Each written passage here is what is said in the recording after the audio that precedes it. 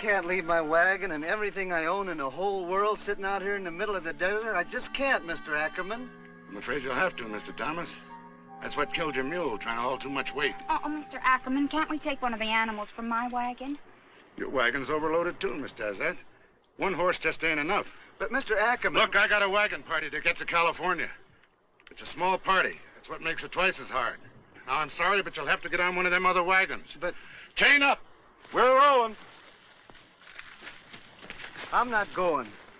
Baylor, Thomas, you can't just sit out here in the middle of this prairie all alone. Oh, Baylor, we'll be separated.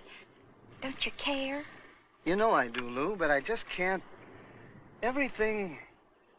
I'll catch up with you later. How? By pushing this thing 60 miles? Or maybe you'll put wings on it and fly it in?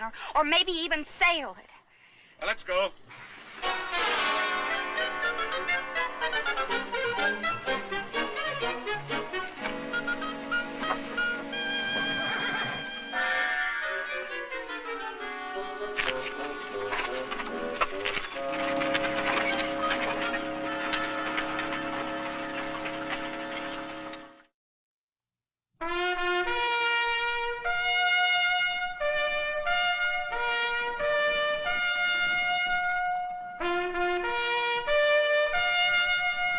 Death Valley Days. Howdy, folks. I'm the Old Ranger. Some of the most fantastic stories of real Americana came out of the struggling West. Now, one of these tales is almost too incredible to believe, but it actually happened in the spring of 1853, when in the middle of the Missouri prairies, a strange cry was heard. The cry of, "Thar she blows."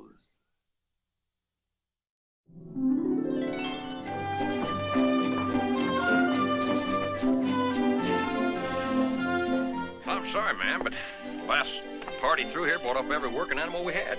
But there's a man out in the prairie all alone 60 miles from here. I'm sorry.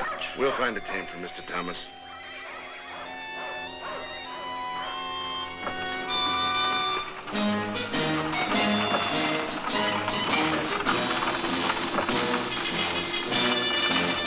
I don't believe it.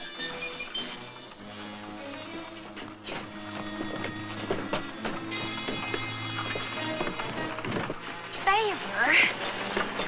I need a drink. Maybe 2 drinks.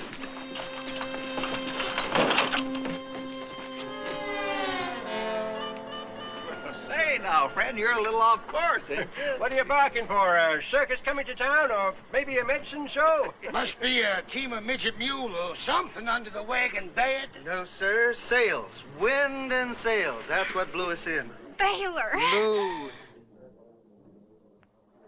Lou, it worked.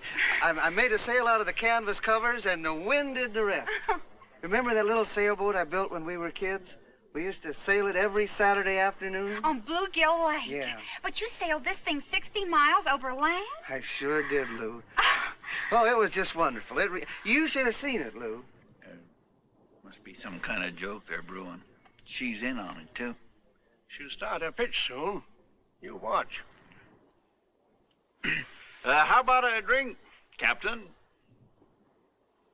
Well, I sure could use one. Come on, then. Where can I see you, Lou? At the hotel. The wagons will be here a week for supplies. I'll see you tonight. But I'm telling you, it's the truth. I was out there 60 miles. I sailed that old wagon right into Westport. You all saw me. Sure you did, Captain. Aye, aye, sir. Did you have any trouble with the waves? How long take you to sail 60 miles? Almost 2 days. I had a good wind. 30 mile a day. Sure, Doc. You heard him. He had a good wind. And he's got a wind wagon. Then all laugh your fool heads off. I don't care. It doesn't bother me. I know I was out there in that wagon. I know I sailed at 60 miles over land. And I don't care whether you believe me or not. What's your pitch, Thomas? Pitch? Yeah, what are you going to sell us? A wonder medicine, a treasure map? Come on, Cap. Captain, don't go. Come on back here and have another drink. Tell us how you hoisted sail and put out to sea. I mean, prairie. Why not? Sounds reasonable to me. Sail a wagon overland? Sure. The wind was strong enough, it could be done. What are you bugging for, Ben? First mate?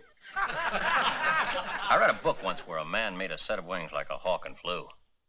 Well, he glided only 100 yards, maybe, but he flew. Tell me, Ben, why don't you and Captain Thomas here put wings on that wind wagon of his out there and fly it over to Council Grove? Hey, wait a minute. How far is this Council Grove? About 150 miles. And with a wagon and a regular team, how long would it take to get there? Ooh, traveling fast, light, about 7 days. That'd be 2 weeks to get there and get back, correct? That's right. I'll bet I could do it in less. Way less.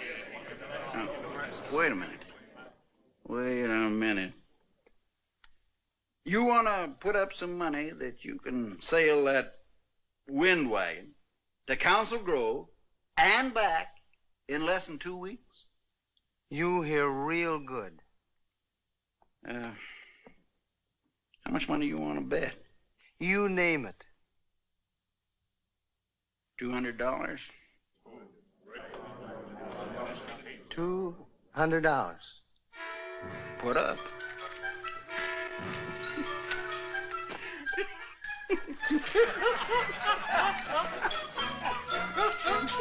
I sure do hope you don't get caught in no storm out there. Well, there. Golly, Ben, it sure was nice of you to help me with this thing. You know, now that we got them spikes in there, I think this mast is pretty solid. How do you like that? Oh, that's a good hook. That'll help me keep better control over the ropes. Say, Baylor, I think the sailors call ropes lines. And this here hook is called a cleat. I used to know all that stuff. You know all about sailing? Oh, I've never been on water in my life. Oh, except to go fishing in some of these small streams around here. Yeah, well, then how come you know what sailors call all these things? I got a book on seamanship. Don't rightfully know where I got it. It should be here somewhere. Well, here it is right here. Well, Seamanship and Navigation by S.J. Carlton. Yeah. Say, I might pay you to read up on how to rig some of these sails and steer this contraption. Thanks, Ben. I have idle time and I read. I never had much real schooling. Ben, how come you're helping me with this thing? You know, all them other fellas, they don't even believe that I ever sailed this rig. Well, I tell you, Mr. Thomas, you got imagination. Me? And I got real respect for a man with imagination. Oh, me, I shoe horses and shovel fertilizer. But I read a lot. Yeah, about men like Galileo. Oh, he was good.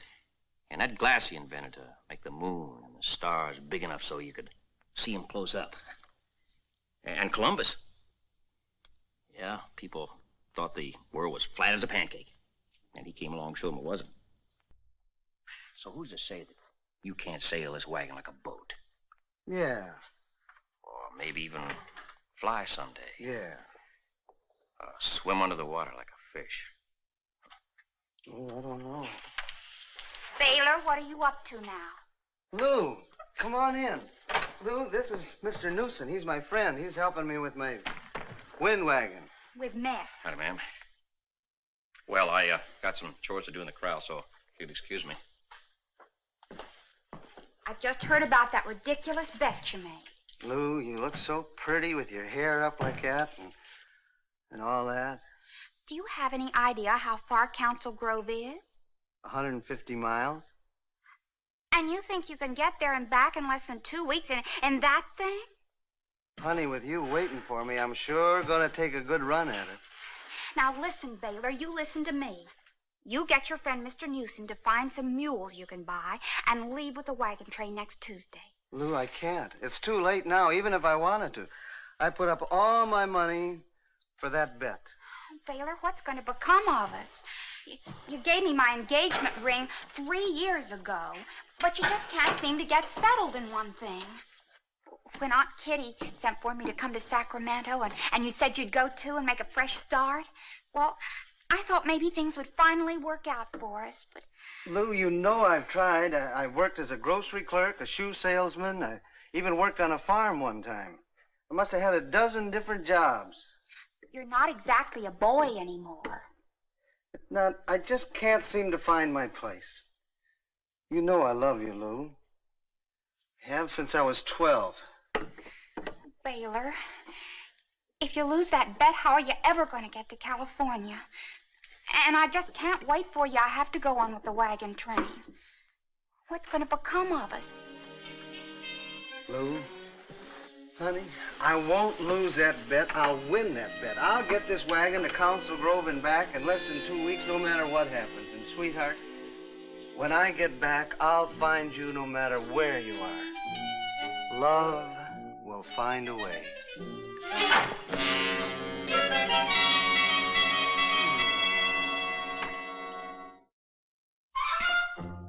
Now then, avast means to stop. Dutchman's breeches is a patch of blue sky to tip the nines. Baylor! Lou!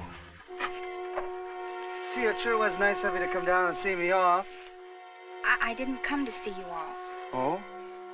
I came to ask you for the last time to please not do this. Lou, you know I've got to do it. Let's go, Mr. Ackerman. Lou.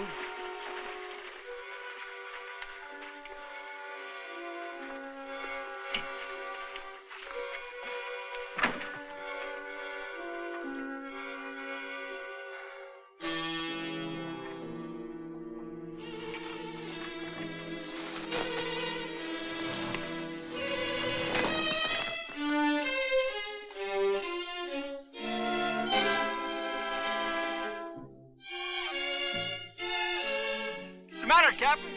The sea too rough for you? Sails need wind. Well, come on, boys. The captain needs some wind. Blow, wind, blow.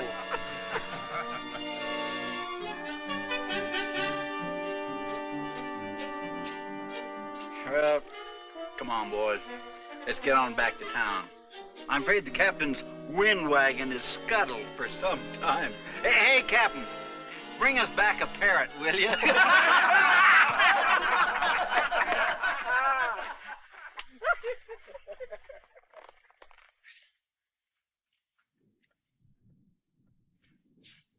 What do you think, Baylor? Clouds are moving pretty fast. There should be a good strong wind down here any minute.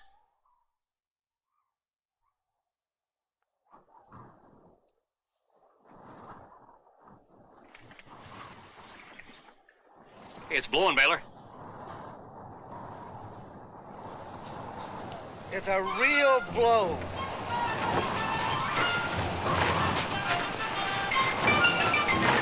Good luck, Baylor! There she blows!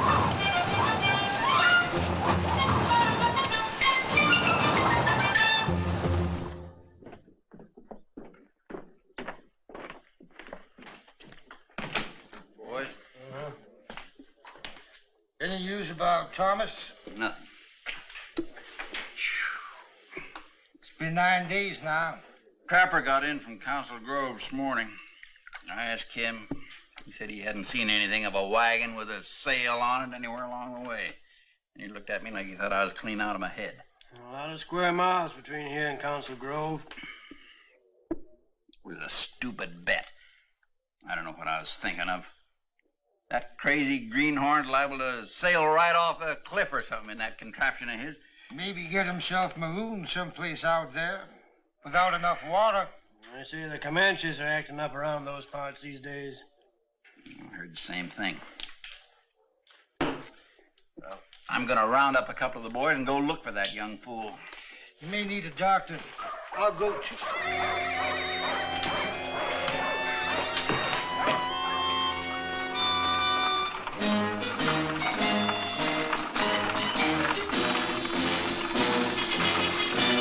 Well, I'll be a dirty, no good. Make it two.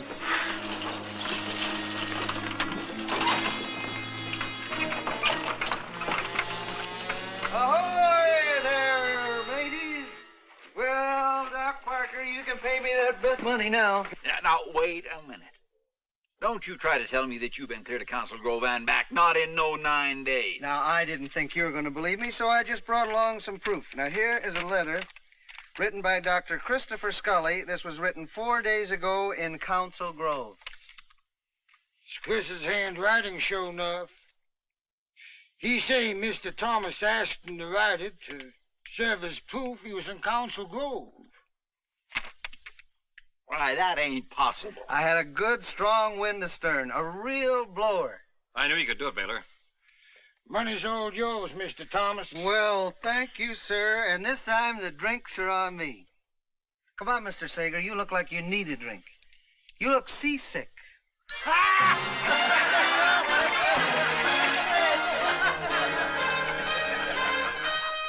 Yes, sir, I am telling you, gentlemen, this is the fastest mode of transportation ever attempted over land. Why, with one of these wind wagons properly rigged up and fitted out, the prairies could be spanned in less than half of the time they are now using animal locomotion. Do you gentlemen realize at times I was making over 20 knots per hour, which is faster than any wagon has ever traveled over land before? 20 knots? Well, how fast is that? Oh, that's about the speed of 4 wild horses pulling a light buggy on a dead run. Oh, I could believe that. Just think, with a fleet of these wind wagons, we could revolutionize overland travel between here and California. Just think about that. Half of the time from here to California. You aiming to build such a thing? Why not? Look, I got a little speculating money I just been nesting on, Mr. Thomas. I'll throw in with you. I'll go 500. You can count me in. Fine, fine. Gentlemen, I've been studying a few books that I have on ship designing. I'll figure a few things out. We need a bigger wagon, one that'll take a larger sail. I'll go back and make a few sketches, and we'll all meet here in the morning. How's that? That's fine. Good day, gentlemen. Good day, sir. Oh, Baylor. Baylor? Yeah. You're going over to see Miss Dazette. She left about an hour before you came in. She asked me to give you this.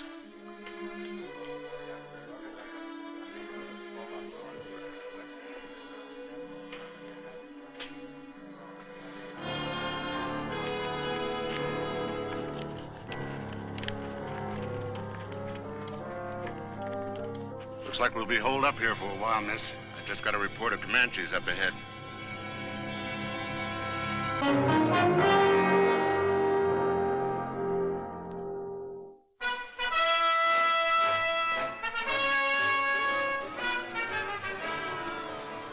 Sure wish Lou was here to see this. I christen this first land ship the Prairie Dolphin. All right, partners, climb aboard and we'll take her out for a little shakedown cruise. Oh, well, ain't it too windy? No, it's just a fair blow for a maiden voyage and a beautiful sky. Look at those Dutchman's britches up there.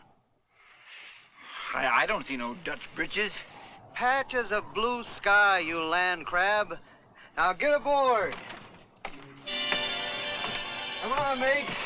Stand fast. I'm gonna weigh anchor.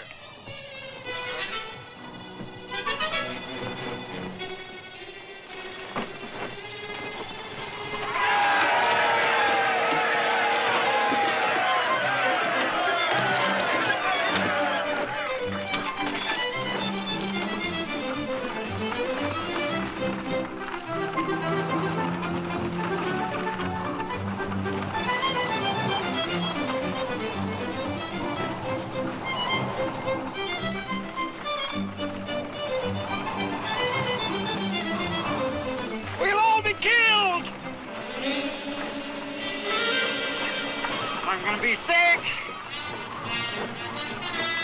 Stop this thing, Thomas! Stop it! I'm not worried. She'll weather it. I'm getting sicker than a pig.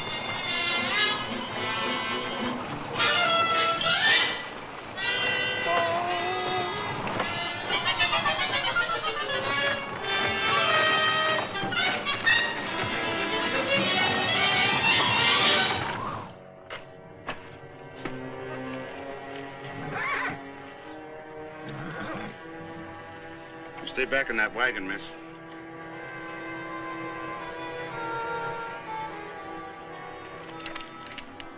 Keep a hold on this just in case. You think they'll attack? They're Comanches.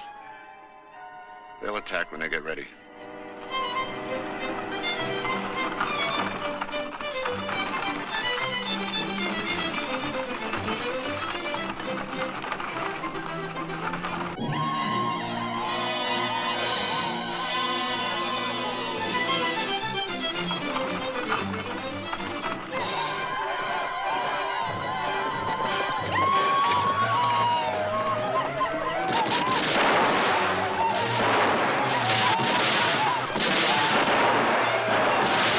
Get your head down. They're getting closer. Take a miracle to get us out alive.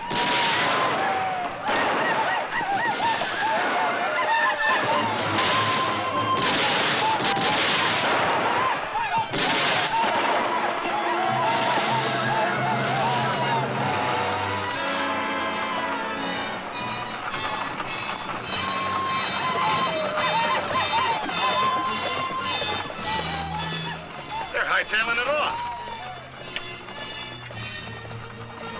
Look! It's Baylor! I'll be a son of a sea cook.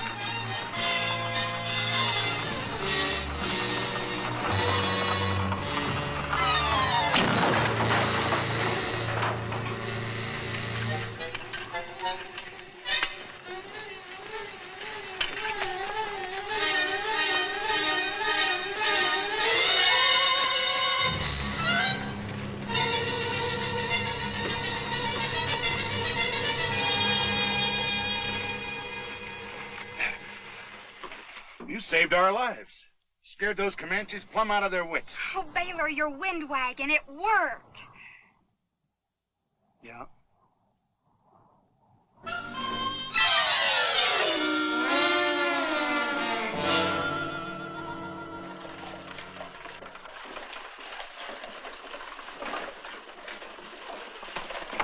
Baylor, Thomas, do you realize what you just proved? It means a whole new way of transportation. I'm afraid not, Lou. She sailed all right. Sailed so fast, she was out of control about half of the time. She was steering herself when I caught up with you. Just before that, I almost sailed her right over a cliff. That'd have been pretty good. Another thing I find out, the prevailing winds out here are all from the east. And it was just plain dumb luck that I didn't have to tack over the whole prairie in order to get back from Council Grove. That's a pretty good idea, but it just ain't practical. Oh. Well, it did prove one thing. You've got imagination. Oh, I've always had ideas, Lou. And California's just the place for those ideas. Hey, here'd be a pretty good idea. If you would accept this ring back, we could be married the minute we get to Sacramento. That's the best idea you've had yet.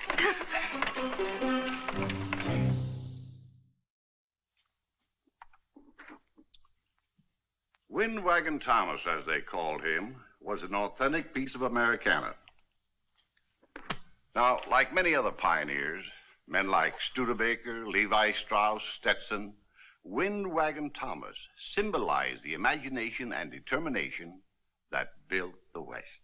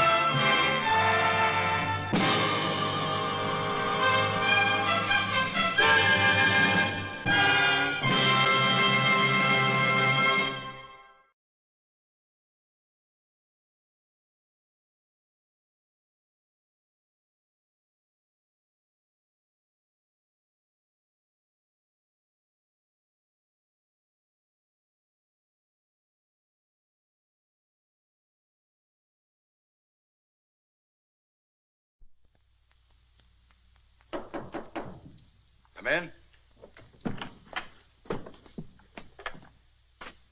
Afternoon, Governor.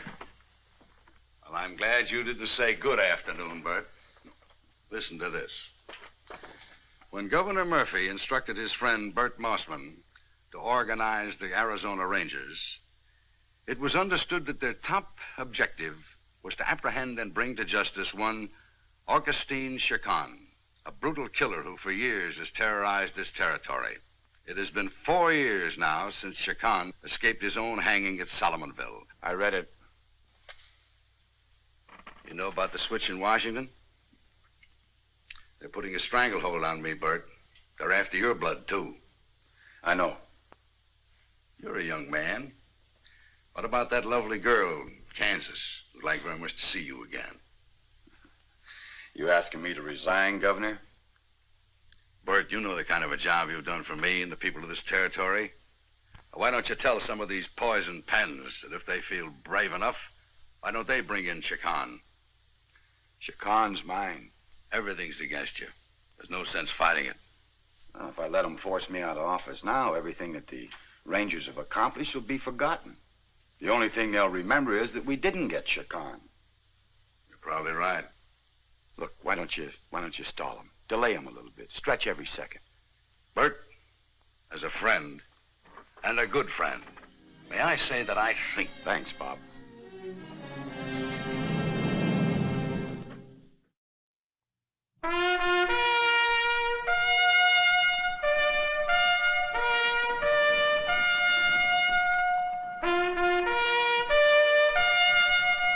Death Valley Days. Howdy, folks. I'm the old ranger.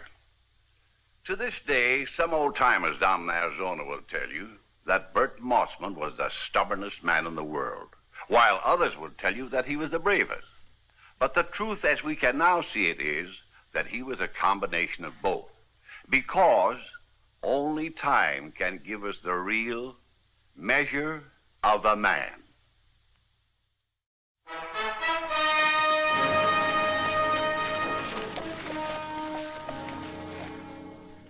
Judge, you'd like to get Black Jack Alvord back in jail again, wouldn't you? Well, it would please me and the express company, too. They'd like to get their money back. $60,000 of it. Well, according to Alvord's friend, Billy Stiles, Alvord knows where it's buried. But he's holed up. He's afraid to come out and get it. Now, Alvord has a wife. And chances are he's tired of running. Now, if you could give me a letter to him stating that if he gives himself up, you'll go easy with him. It's worth a try. Fair enough. If he tells us where the $60,000 is hidden, I'll go easy. Well, that's not exactly what I wanted you to put in the letter, Judge. But it's the truth. What else could I say? That you'll give him a light sentence, and in exchange, he'll lead me to Augustine Chacon. All right, but it's a shot in the dark. Suppose you do get to Chacon. He'll have friends. How many rangers will you have? Chacon's smart as a fox. He knows we're after him. Any more than one man couldn't get within hailing distance of him. Only one. Who'd take that job? That's suicide. Well, I've never asked any ranger to do something I wouldn't do myself. You? Alone? Mossman, you're crazy. All right, then, Judge, humor a crazy man and sign that letter for me. This is definite legal evidence that I'm crazier than you. Thank you. Thank you very much.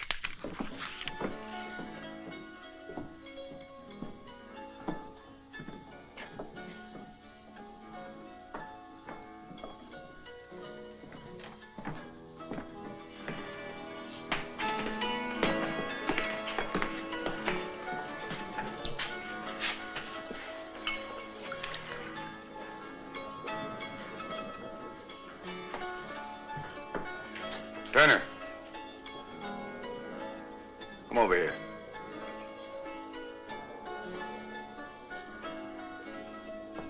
Give him anything he wants. Now, Captain, you can't prove a thing. I was down at Sulphur Springs, branded with the Anderson boys, and I can prove that. I didn't even hear about that raid till last week. How'd you like to make $100?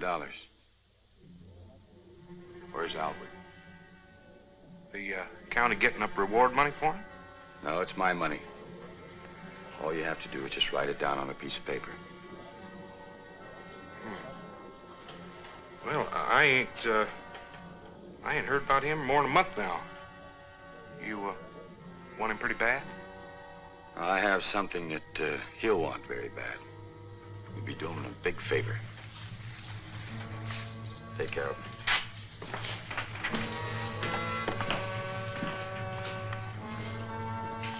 How do you figure that? His own money. That's Mossman for you. That's why they're greasing the skids under him. Big boys in Washington. I hear they're gonna give Mossman his walking papers. It's too bad. He's always given me a fair shake. Captain? There's a drink waiting for you at the Antlers, Captain. Afternoon.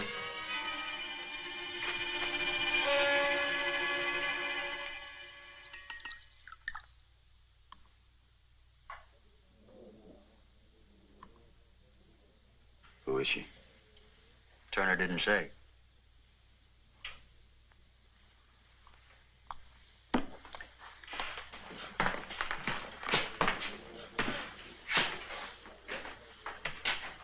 Please sit down, Captain. Thank you. I'm Mrs. Ruth Alvord. I hear you have something my husband would want. Yes.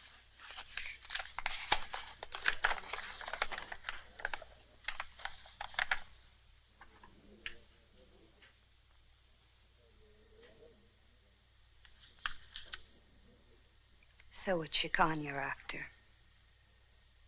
And you want my husband to help you? It's for his own good. And yours. How do I know this letter isn't a trap for my husband? That you're not after him and using Chican for bait? Let's face the truth, Mrs. Alvord. Your husband's running. He's tired. And maybe he's hurt.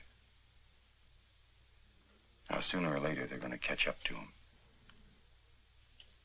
He could be killed. This way, he'll come back sitting in a saddle, not lying across one. How many sleepless nights I've thought about that, about them bringing him home that way. Trust me, Mrs. Alvord. And trust this letter. Garrett Ravine, near Orange Canyon. Thank you. Tell him his wife's too sick to work, that she's going hungry, that her friends are plaguing her to go away to forget about him, that she knows he's hurt, and she's sick with worry, and that she loves him.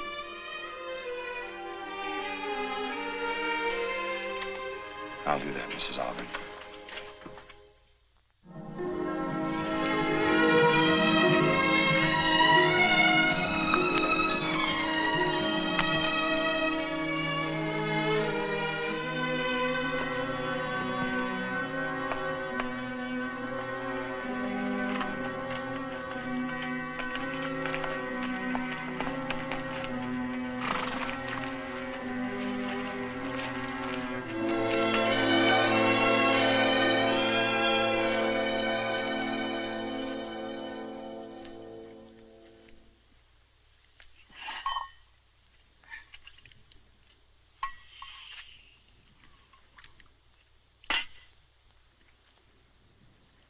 Join me in a cup, Albert?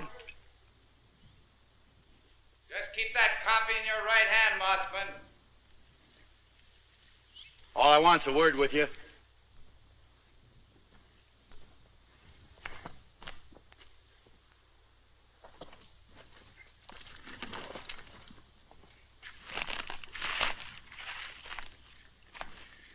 Guess I should be honored. Visit from the head man. How'd you find me? Blind luck. I've got a letter here. Your name on it.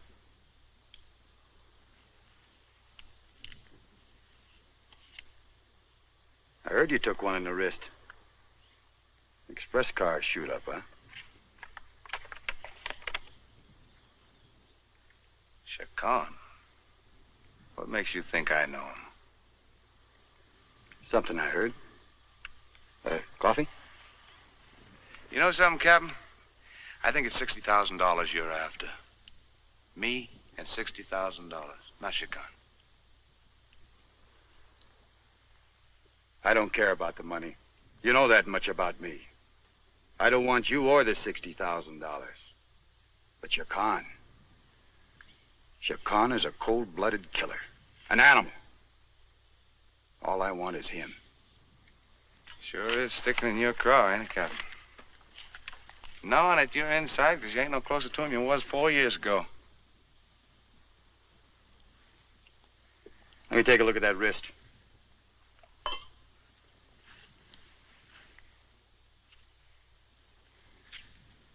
I got a message for you. Something personal. From your wife. You seen her? Before I left. That's going into gangrene. You don't get some treatment on that, they're going to be calling you Lefty. My wife, what'd she say? Oh, that she's sick. She can't work. So, she goes hungry. But she loves you. She wants you back. Look, I know when I'm asking you could get your head blown off. But you either stop running, or you could lose his hand. And your wife. And possibly your life.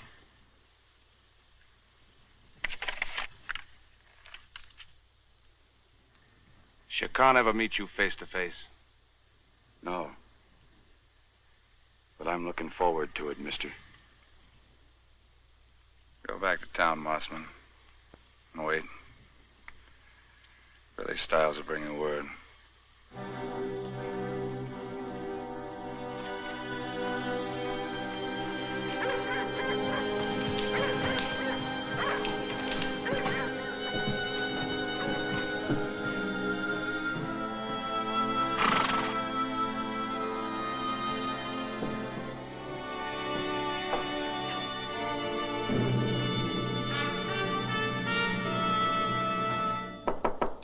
Come in.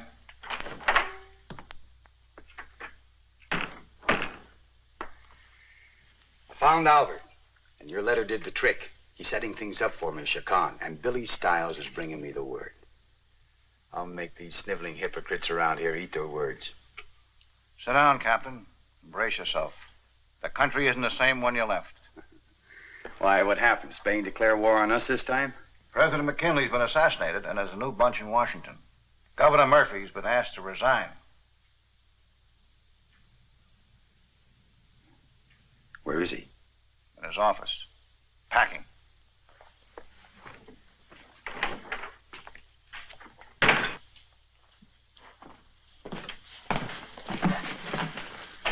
I just heard.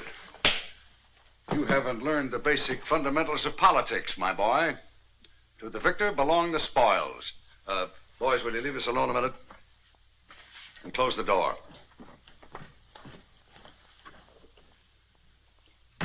Bert, go over there and sign your resignation as head of the Rangers.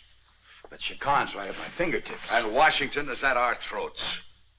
But I'll have him any day now. Just give me some time. Just a few days. It's out of my hands. You're going down with the ship. I won't quit. I can't. Not now. Now, will you go over there and sign your resignation? And that's an order. All right.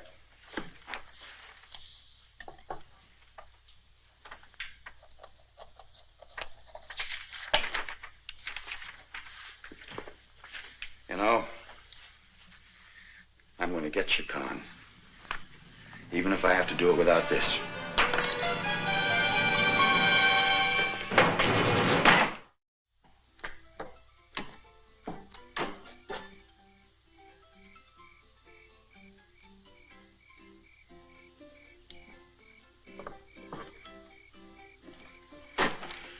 Billy Stiles? Yeah. I just this minute got into town. I'm sorry I'm too late. Where's Albert? He's with his friend, but you ain't in the Rangers no more. Don't let formalities bother you, Billy. We're leaving in an hour. Well, but I had planned on having me a little hoop-de-doo and a genuine feast. I'd had a good steak in a long time. Well, get over to my place, room number 3 in the Peterson boarding house, and keep out of sight. I'll get you a steak big enough you can brand. Now scoot.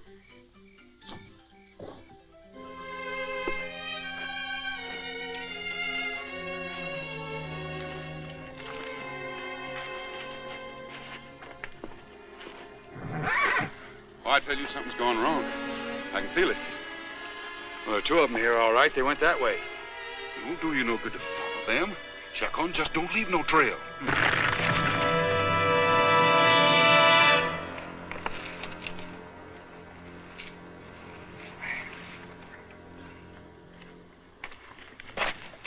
He's not here. He has to move every day or 2. Well, where is he now? Just over that rise. I might as well tell you, Mossman, he ain't too happy. Well, what'd you tell him about me? He just busted out of jail, got a good scheme for stealing horses. You what? Well, he said he ain't never seen you. Well, these clothes look like I'm a jailbreaking rustler. Yeah. Well, we better not take a chance. We have a deal, remember? All right, but don't give him an even break. Just shoot him down fast and get out. I'm going to bring him in alive. You're I'm going to parade him down the center of town so all those hypocrites can gawk at him. Look, Mossman, I'm doing this for several reasons. Maybe because I'm tired of running. Maybe because I care about my wife. But Chacon, I ain't got no love for that half-breed animal. He's got a taste for blood. He's too dangerous for you to take alive. That's my problem. Now let's go.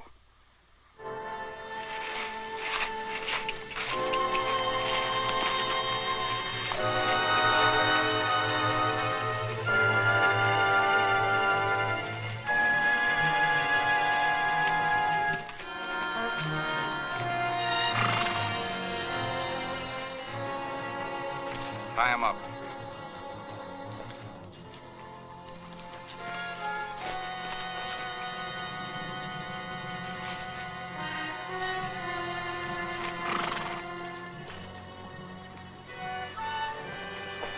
Well, here he is, Chacon.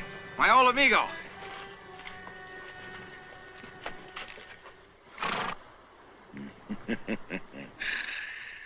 I would say you just break out of the calaboose, huh?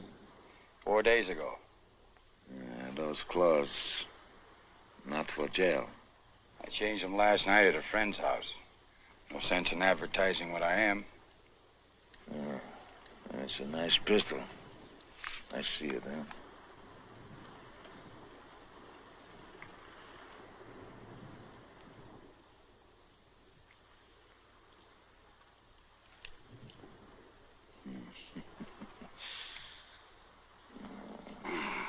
Chacon, he's my friend. Why'd you take his gun? Shut up. Alfred, tell me your name, but I never hear about you. Morgan. Bill Morgan. I worked up north mostly. Idaho and Wyoming. Star Valley with the Cassidy bunch. Why you come down here? Well, I figured I'd worn out my welcome, if you know what I mean. Besides that, I learned something. Look, this risk killing me. I can't stand it. I gotta get it taken care of. Better change that bandage. Some clean linen in my saddlebag. Yeah, well, you 3 make your plans. I'll be back a couple days. Adios, amigo.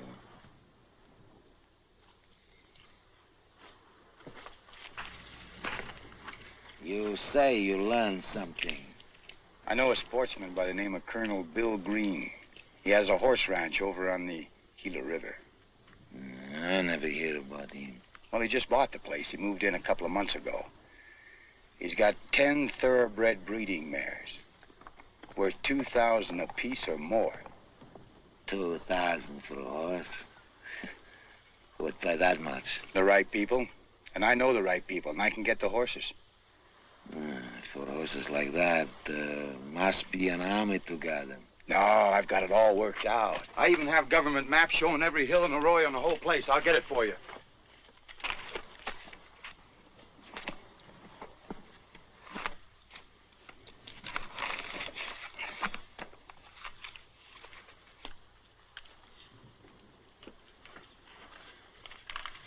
Here it is. It's all worked out. All I need is a man like you.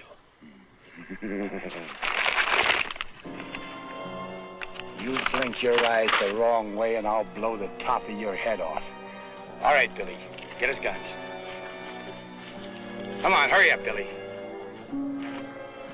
Throw him over here. Get that knife, it's in the top of his boot.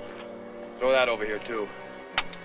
All right, Billy, unbuckle your belt and throw it down here. But, Captain, all I want to do is be sure nobody shoots him but me. Come on, Billy.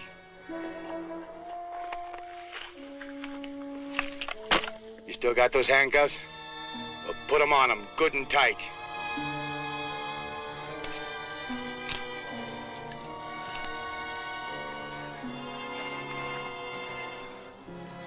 Hurry up, Billy. You got that key, Billy? Well, throw it in the bushes just as far as you can. Come on, throw it. Billy, I kill you, Billy! And Albert! For these dogs! They built a scaffold for you in Solomonville 4 years ago. And it's still waiting. Between here and there, many friends of Chacon, they catch you. And you wish that they would only hang you. All right, Billy, we're gonna ride out. You lead the way. Keep moving.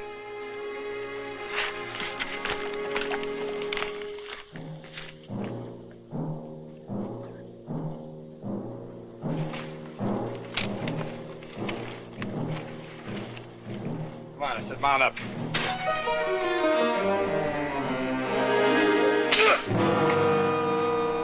I ought to kill you. I ought to choke the life out of you with my bare hands. Don't tempt me. Get up there.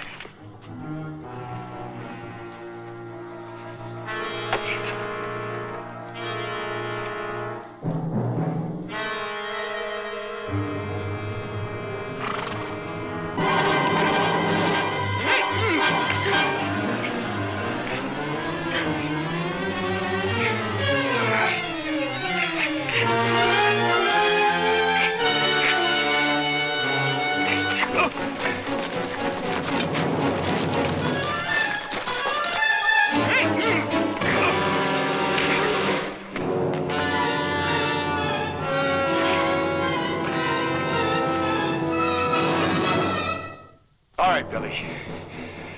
Let's have it.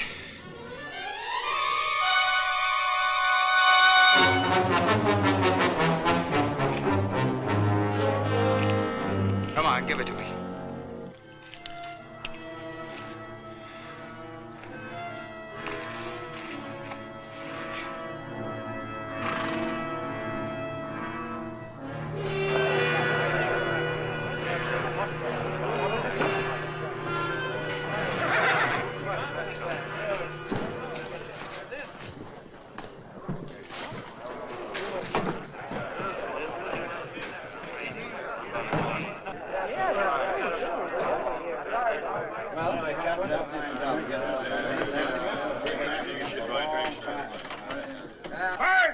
Bert, congratulations. Thank you. Now that you've climbed your mountain, where to now?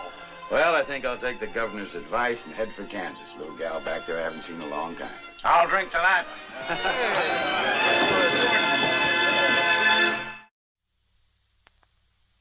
Mossman returned to that girl in Kansas, and Albert, true to the judge's word, was shown clemency. On November 23rd, 1901 in Solomonville, Augustine Chacon was hanged. And Bert Mossman had vowed he'd get Chacon, and he did, even though he had been removed from the office by the politicians who had watched Chacon's execution with embarrassment.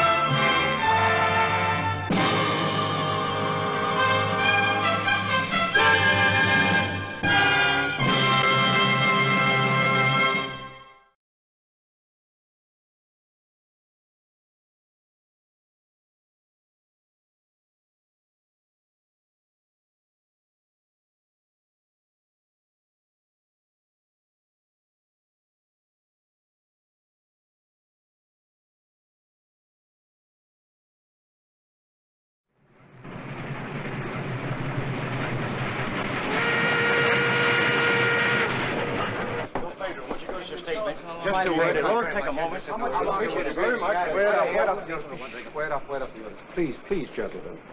I demand a little privacy. Please, thank you, señores. Fuera, por favor. Thank you. You stay, O'Kelly.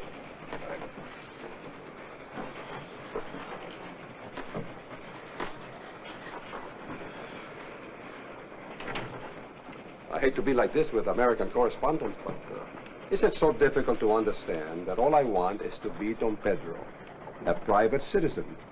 I understand. And I'm sure President Grant sympathizes. But you happen to be the Emperor of Brazil. You're a guest of our country, and if anything should happen to you, we'd never forgive ourselves. What could possibly happen to me? Is there someone waiting out there on a tree, ready to assassinate me?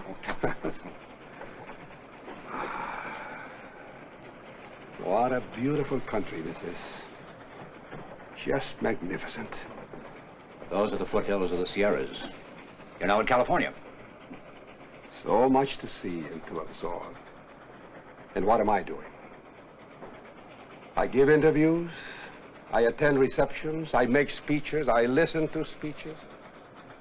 What I really want to do is to steal away, meet people, and just be another tourist. Let me go out and talk to the correspondents. Perhaps we can arrange for a little more privacy. From San Francisco. And another official reception. Thank you, O'Kelly.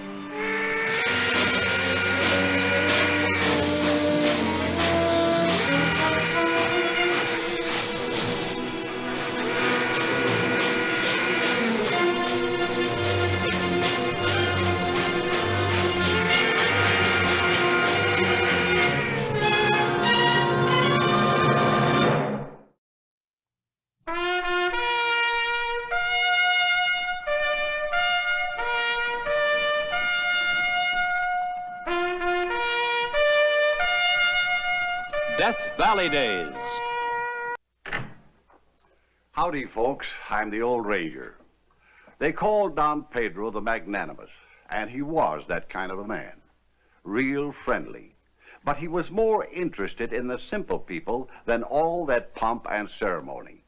He sure met the folks the way he wanted when he missed his train in California and would have given a kingdom for a horse.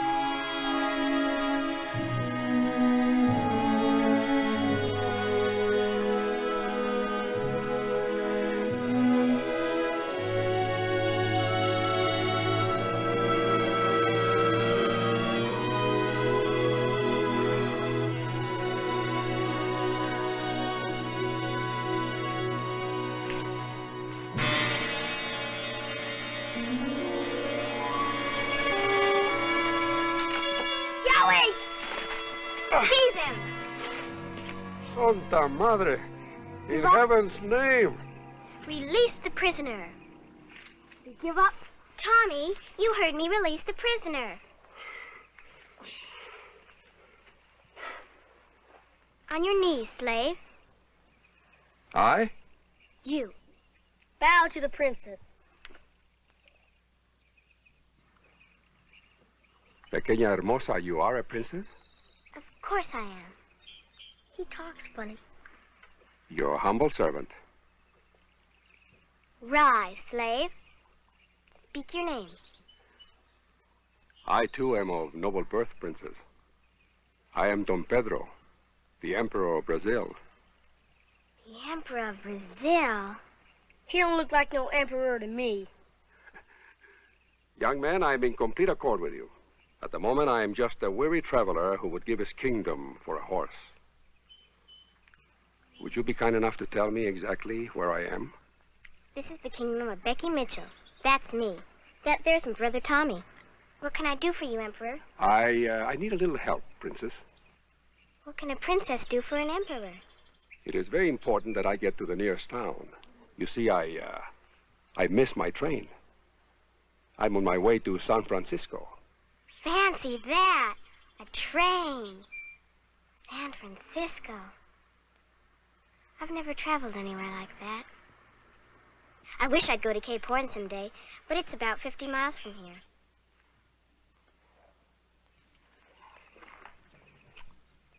If you want something, you believe in it. You keep believing in it until it happens. Look at the little acorn. He dreams of becoming a tall, beautiful tree. Proud. And one day he does. Come on, Becky, we gotta get home. Could I speak with your father? I would like to borrow a horse from him or buy one. We ain't got a pa, just Ma. Oh. I'm sorry. Perhaps I could speak with the Queen Mother. Queen Mother? Your Ma. I'll take you to my castle. Princess, would you kindly remove her little feet from my coat?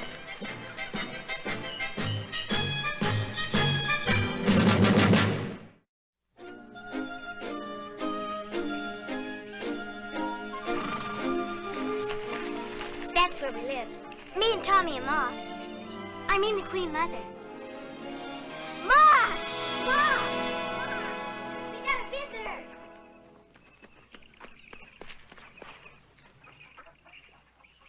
How do you do, Senora?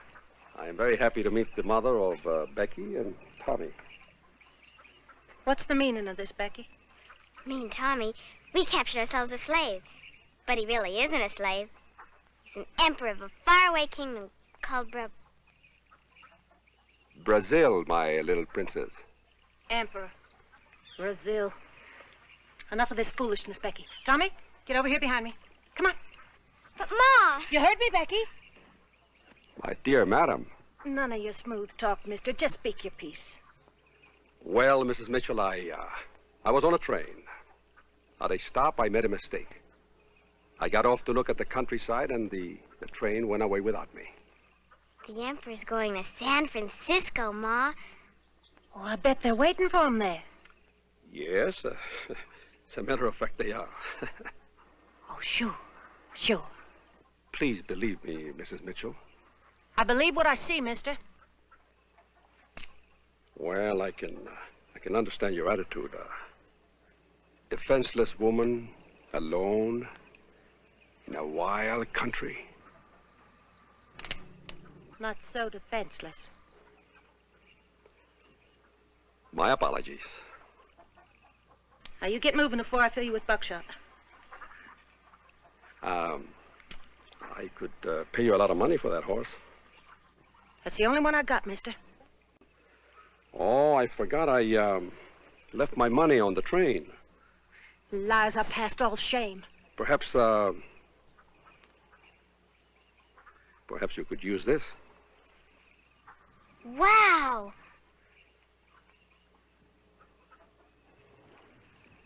No law-abiding man would be carrying a ring like that around the country. Now, you get over there. You get in that barn. Now you get. Get! Madam, I'll get.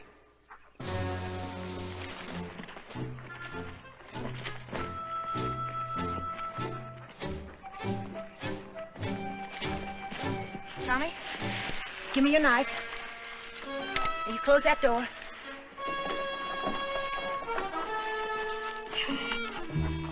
I'll help you, Tommy.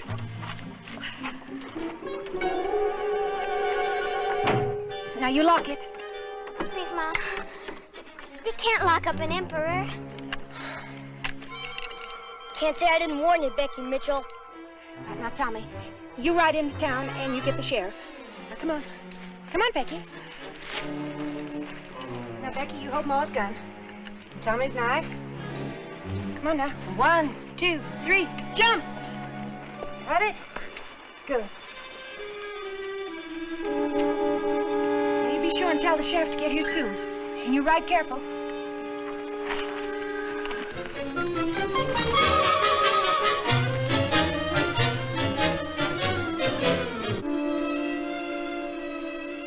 You don't mean it's no harm, Ma.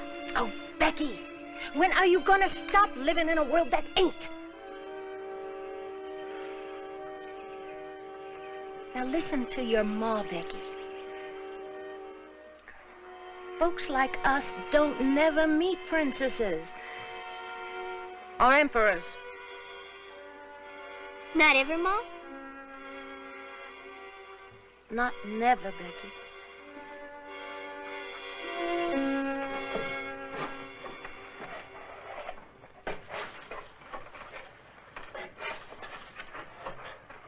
Are you all right, Your Majesty?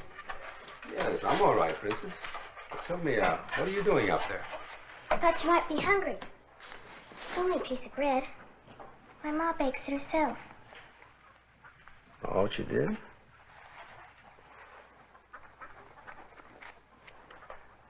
Oh, homemade bread, huh? Delicious. Thank you.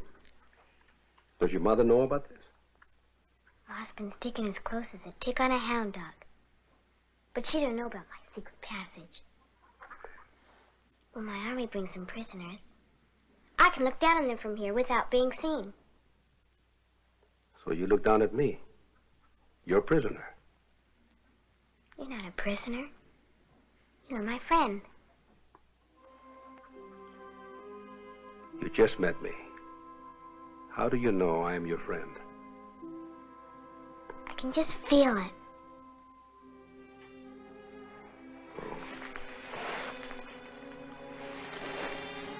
You can. Tell me, Emperor, what's your palace look like? Oh, very big. What color? Pink. Pink's a right pretty color for a palace. Mm-hmm. There's a picture of a palace in the book my pa gave me. On the shelf over there. Oh.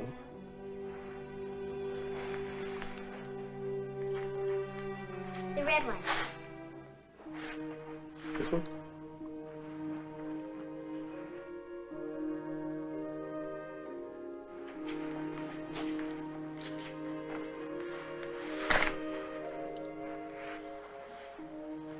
You found a picture of my palace? I found something much nicer than that. Your father's inscription. My pa and me, we used to make up our own stories. Ma thinks I'm just silly. Calling our cabin a palace. She can't sing nothing pretty. Not even the flowers I give her from the fields. She says I'm wasting time.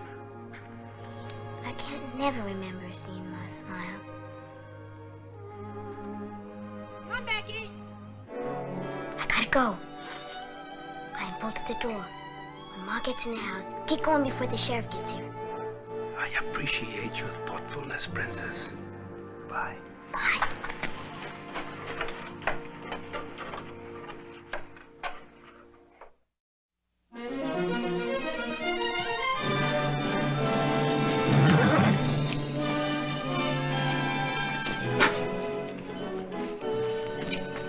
Howdy, Miss Mitchell.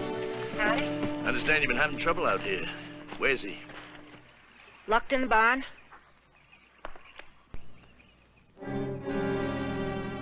He was locked in the barn.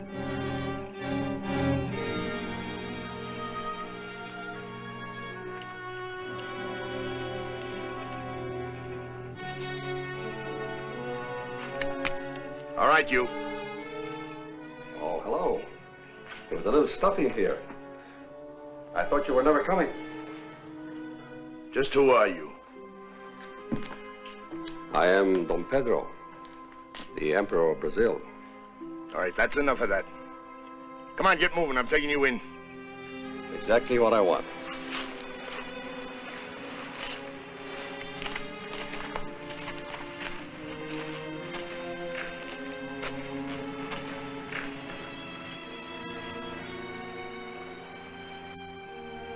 Thank you, Princess.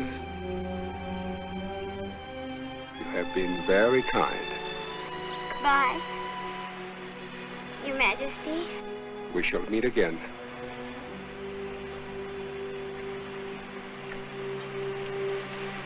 No, a gentleman bows like this. But a lady curtsies like this. You try it. Like this? No. You hold your skirt like this with the fingertips. Now, very daintily, we do it together.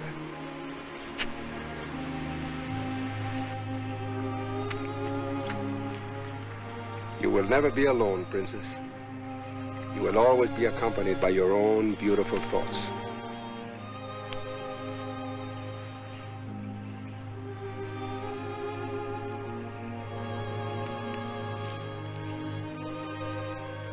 All right, let's go.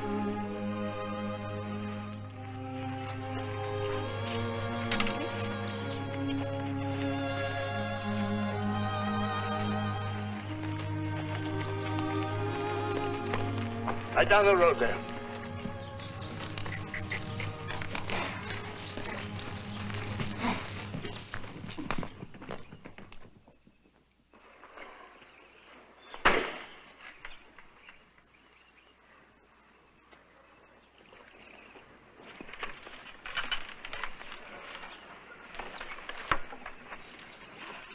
Guess what we're having for supper tonight?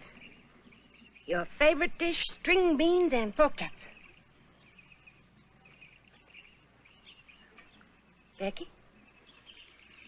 Look at me. Well, folks say you got the prettiest little smile in these here parts. Where is it? Oh, honey. Oh, it hurts me to see you fret like this, but life just ain't like the pictures in that there fairy book, Becky. Life is different. If only I could make you understand. Now, you look at your hand. It's smooth and soft, not rough and ugly like mine. Well, mine used to look like yours, oh, so long ago, but living made it this way. Just living. Now, there's a time for dreaming, and there's a time for living, and you're growing up, child, and you got to start thinking like a grown-up. Dreaming is for babies and fools. Honey, I don't want to see you hurt.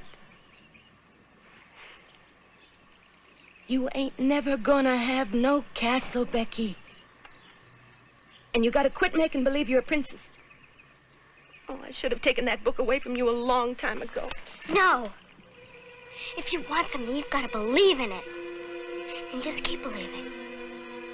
And then one day it happens, just like a little old acorn. And you watch, one day I will get to Cape Horn too!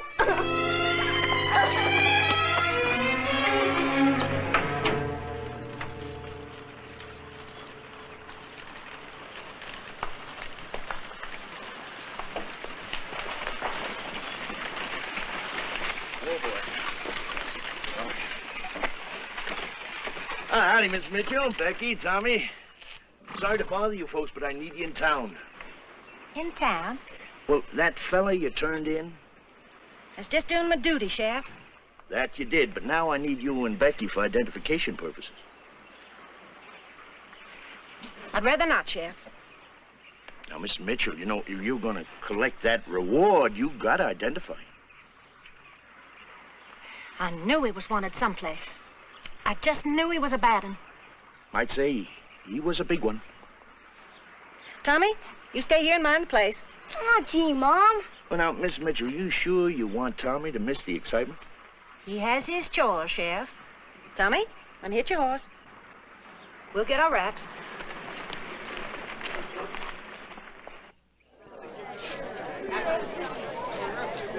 Well, things are humming. People can always smell trouble. We'll stop here for a minute. The jail's on the other side of the square, ain't it? What's the band playing for? Listen, every day we have a friend of President Grant in town. Oh, they're standing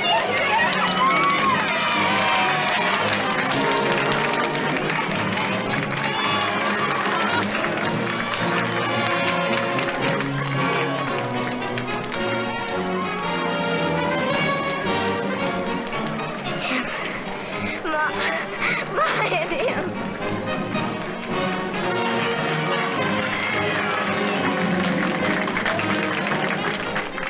It's him, all right. Yes, ma'am, it sure surprised me when he turned out to be the real emperor of Brazil. It's true. I knew it. It's true. Oh, the fol-de-rol, the music, the parade. It's for you, Miss Becky. The emperor requested it for you.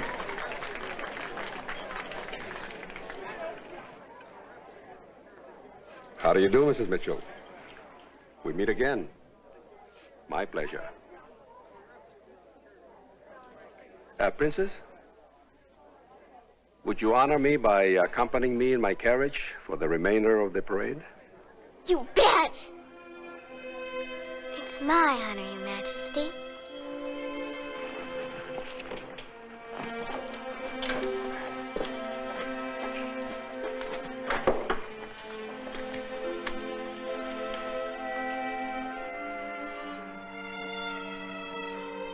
May I also have the pleasure of the Queen Mother's company?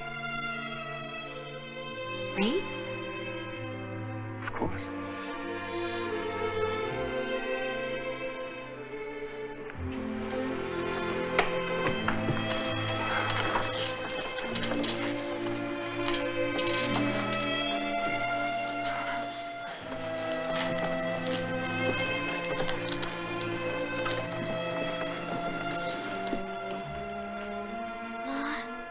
Looks so pretty, smiling.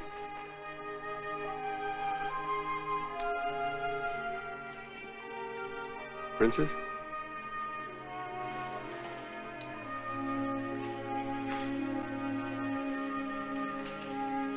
For you.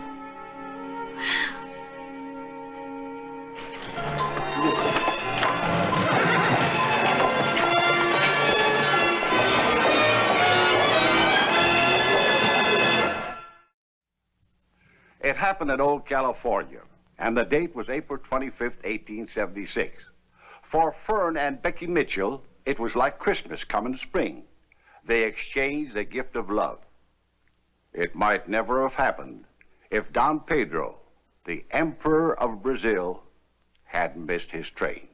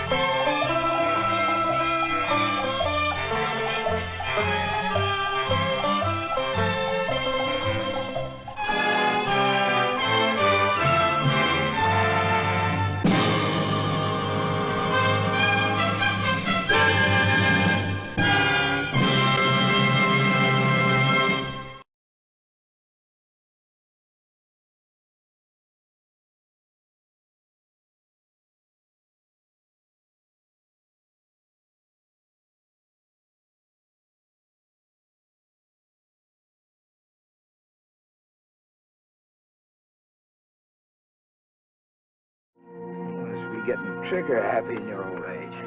Never did take a chance on a hired gun, especially one as fast as you, Davis. There's no law against posting a warning to a pack of sheep herders. I ain't taking you in for posting no sign. I'm taking you in for murder.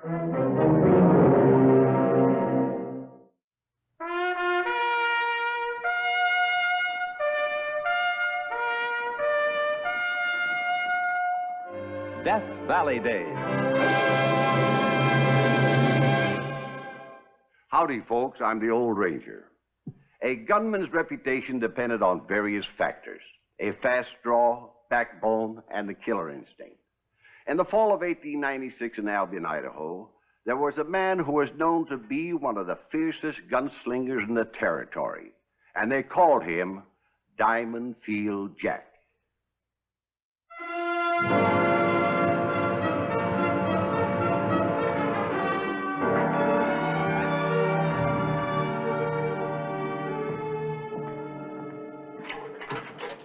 This here's Mr. Hawley, your lawyer. If you ask me, it's a waste of money. Company send you? Yes. Name is Hawley, James H. Hawley. Well, just get me out of here, Mr. Hawley.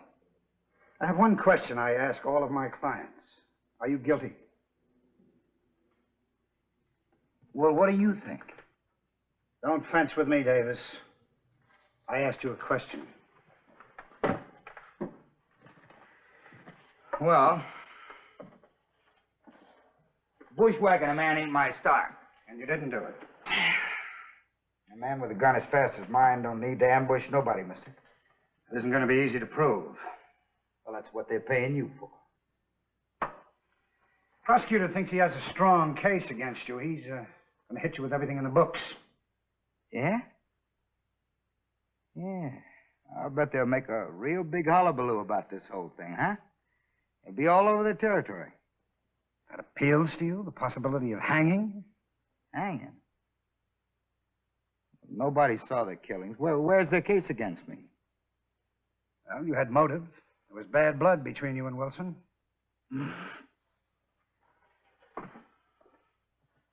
Look, he was a sheep man, and I worked for the cattle company. Now, that's what they hired me for, to run sheepers off. It was nothing personal. Prosecution has witnesses who can place you in the Shoshone Basin on the night of the killing. Well, sure, I was there. So what does that prove? So what else have they got against me? Your reputation.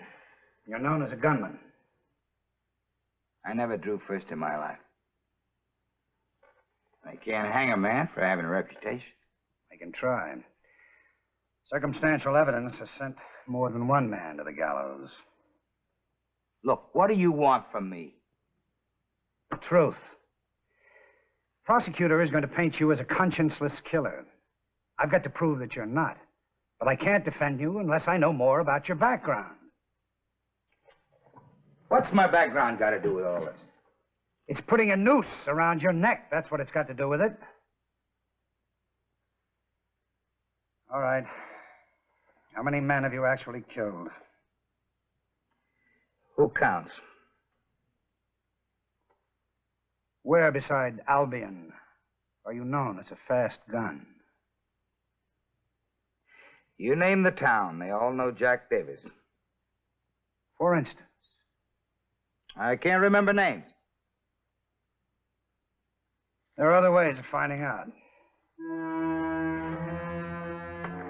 Marshal?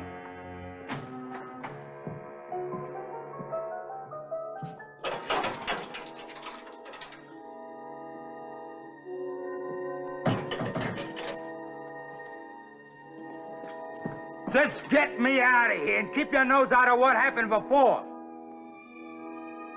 What'd I tell you? He ain't worth it. I'm paid to defend him, not to like him. Mr. Bucket? Well, how's our new charge? Well, he won't win any blue ribbons, I can tell you. But is he guilty? He says he isn't. Do you believe him? I don't know yet. He's a strange man. He seems to revel in that black reputation of his. Oh, it's black, all right. Half the town's convinced it had to be Jack Davis, as if it were expected of him. Those two star witnesses the prosecution has, Bauer and Gray, what have you come up with on them? They're partners in what seems to be a successful cattle ranch. Bauer, from what I was able to discern, is the boss. Cool, tough businessman, not many friends. His partner, however, Jefferson Gray, is a somewhat incongruous entity. From what I gathered, Gray is not too bright. In fact, he's somewhat unstable. Well, maybe we can break down his reliability as a witness. Another thing, Mr. Gray seems to be some kind of a fanatic. Fear of God, fire, brimstone, etc., etc. It's all here in my report. I'm sure it is, William. Now, I want you to wire Abilene, Tombstone, Lewiston, a couple of other cow towns. See what they know about Jack Davis. Yes, sir. Mr. Hawley, if I may venture an opinion, this isn't going to be an easy case. Murders never are.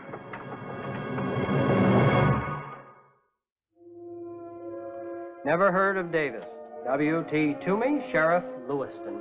Abilene, Tombstone, Mandeville, none of them have ever heard of Jack Davis. Same with Dodge, La Cruces, Laramie, and Lordsburg. I wonder. Sir? So they never heard of me in those places. So what does it prove? You tell me. Well, it's simple.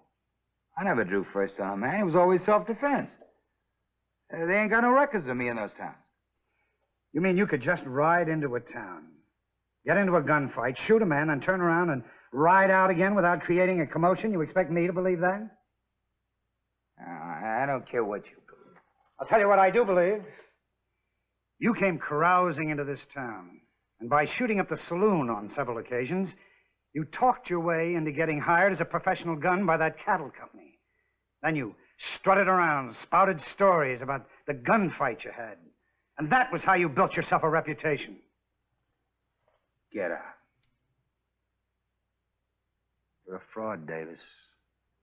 3-carat fraud. We'll prove it in court. It's your only defense. I said for you to get out.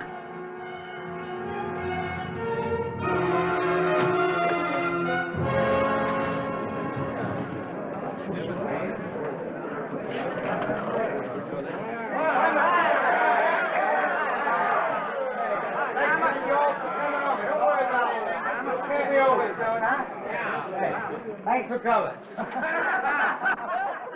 Hear that? I'm somebody, mister. I'm Diamond Field Jack. They'll never convict me. Never. Hey! Now, Mr. Gray, were you in the Shoshone Basin the night the two sheepmen, John Wilson and Dan Cummings, were murdered? Yes, sir, I sure was, and that's the gospel. According to your statement, you encountered one Jack Davis, also known as Diamond Field Jack. In what direction was he riding? Toward those dirty sheep herders' campsite. That's the Lord's truth.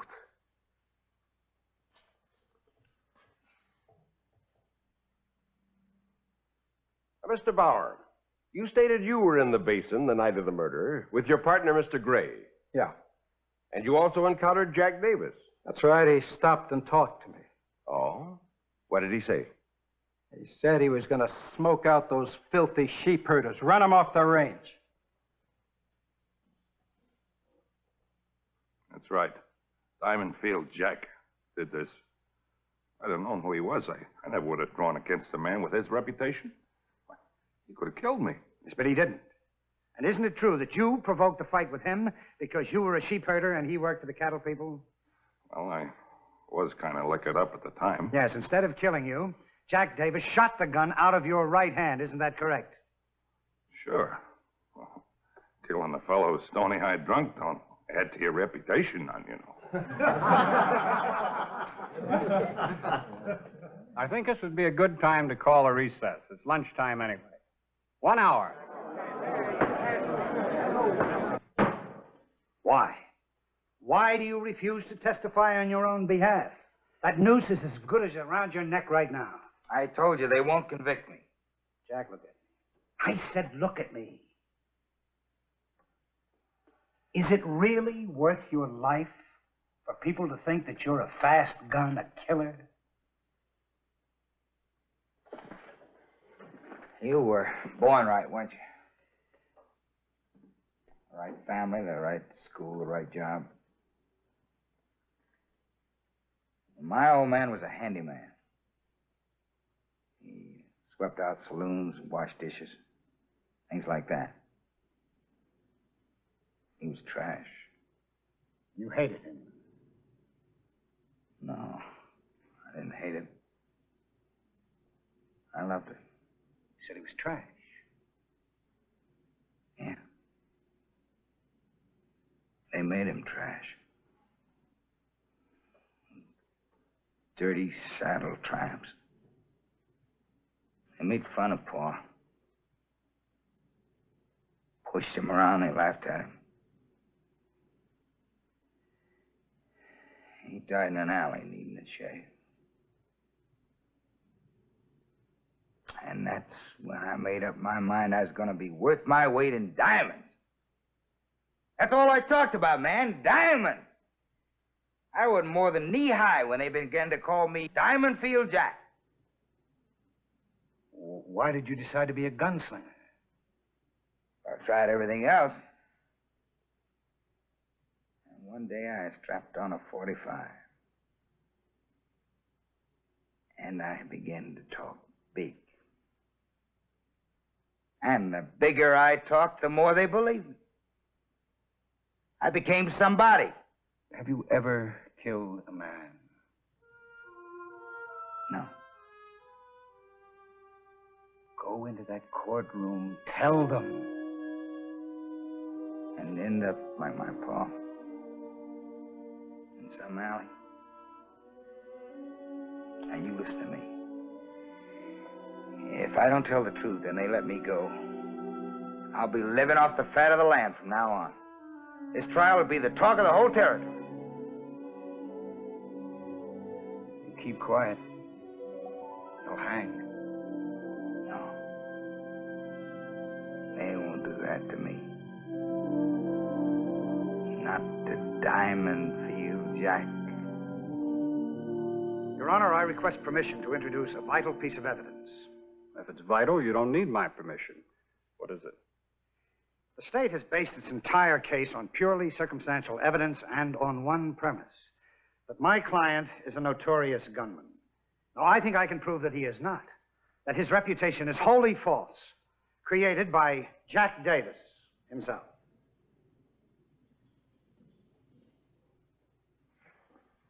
Mr. Hawley, the state has based its case on facts and on the proven character of the defendant from the time he came to Albion. Now, is your evidence related directly to the crime or to the character of the defendant since he came to Albion? No, Your Honor, but Then the evidence is not admissible in this court. Request denied.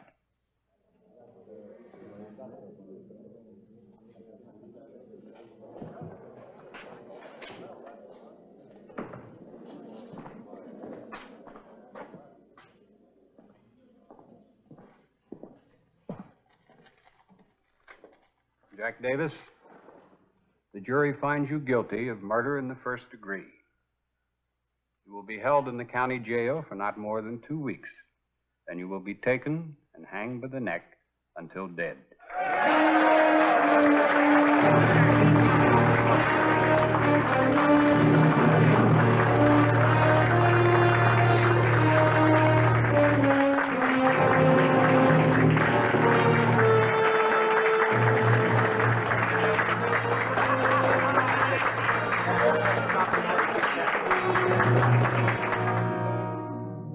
They all cheered. And the judge sentenced me. They all turned against me. I'll appeal, of course. I've got to find new evidence, new witnesses. They really think I gunned down those 2 sheep herders. I'm a killer. Isn't that what you wanted? You can't hang me for wanting to be somebody. Tell him that. Please, Mr. Hall. Tell him. Please. the body.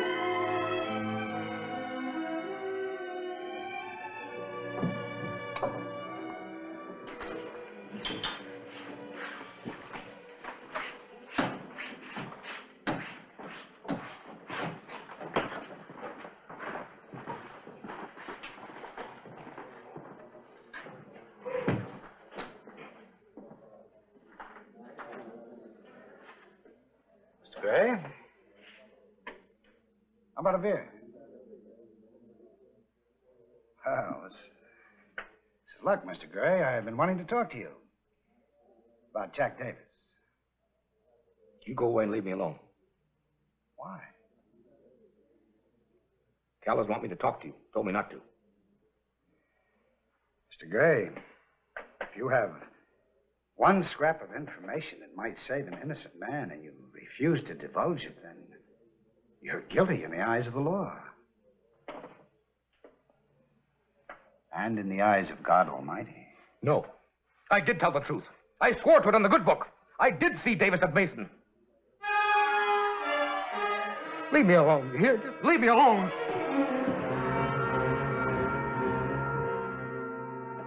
But what does that prove? That Bauer and Gray are withholding evidence. It was written all over Gray's face. He's afraid of something. He's probably afraid he's selling his soul to the devil. Yes, you might be right, William. Look, I want you to ride over to Burley and bring back the Reverend Jedediah Spooner. Reverend Spooner?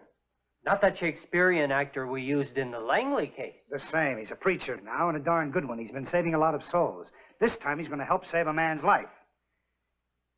William? Oh, yes.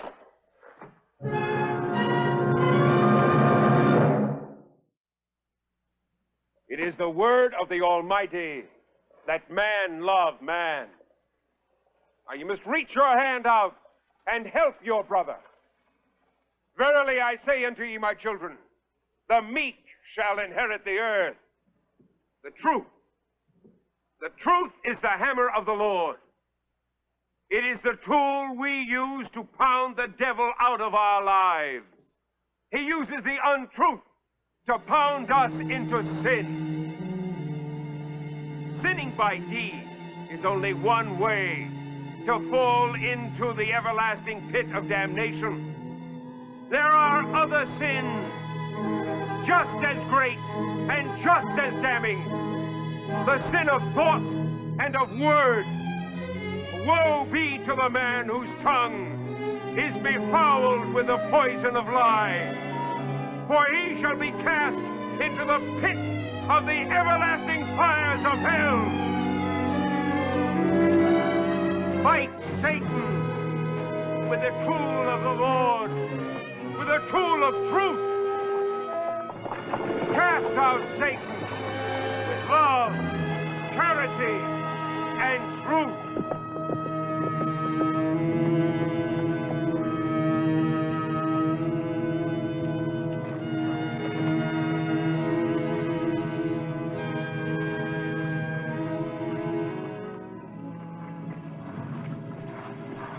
Good afternoon, Mr. Gray. You go away. I got work to do. I want to talk to you about Jack Davis. Listen, I promised Cal I'd finish this fence today. Now, you quit bothering me, you hear? Does talking about Jack Davis bother you? I'll finish the fence tomorrow. I'll explain to Cal. Don't understand. What is it, Gray? What are you hiding? I said I told you to go away. Now, where's Cal? Cal! Cal! All right. Listen to me. Now, maybe you did see Jack Davis in the basin that night. What else did you see? Did you kill those two men? No. If you didn't, who did? Let go of me! Do you think the Lord will forgive you if you let an innocent man hang?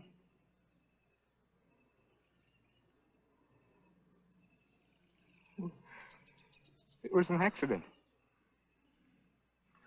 I didn't hurt those men. Lord knows that I wouldn't harm them. Well, we were missing some cattle out in the South Range, and we thought there was rustlers. We didn't know that they were sheep men. What happened? Well, we was up at the top of this rise, and well, we saw their camp down below. We? Yeah, Cal and me. Cal thought they were stealing our cattle. We shot him. Right there. All right, I want you to come into town with me and tell that to Judge Adams. Don't you see, Cal said I wasn't to tell. He said that we... You ain't gonna tell no judge nothing now, are you, Jeff boy? Cal, I wasn't able to finish the fence today, but I'll do it tomorrow. Shut up, boy. But if you killed those men by mistake... Sure, I thought they was rustlers, so I killed them. But everybody knows I got no love for sheep, and they'd hang me. They might call it manslaughter, but not murder. They ain't gonna call it nothing. Now, Jeff boy, you get up on that rise there. You see anybody coming at all, you holler out, understand?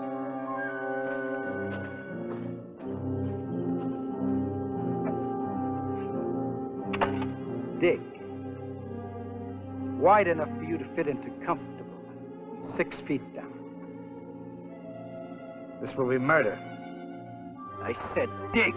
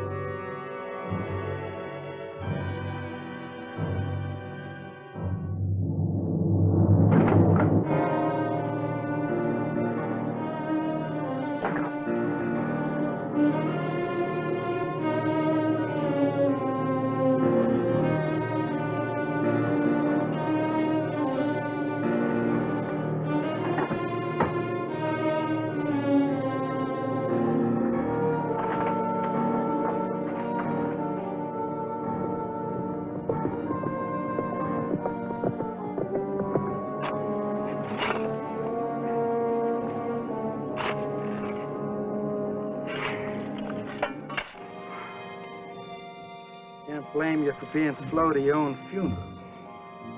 Keep digging. Don't be a fool. They'll hang you for sure.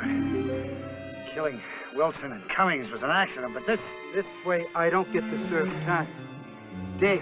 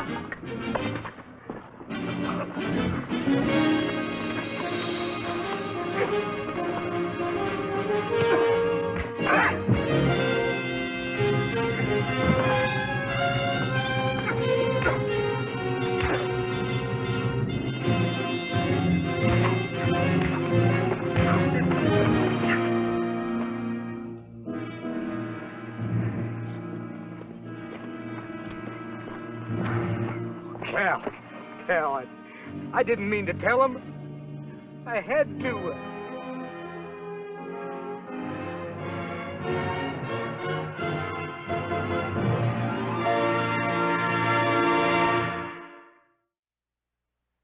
On January 2nd, 1911, James H. Hawley became the 9th governor of the state of Idaho, and Diamond Field Jack Davis was never in trouble with the law again.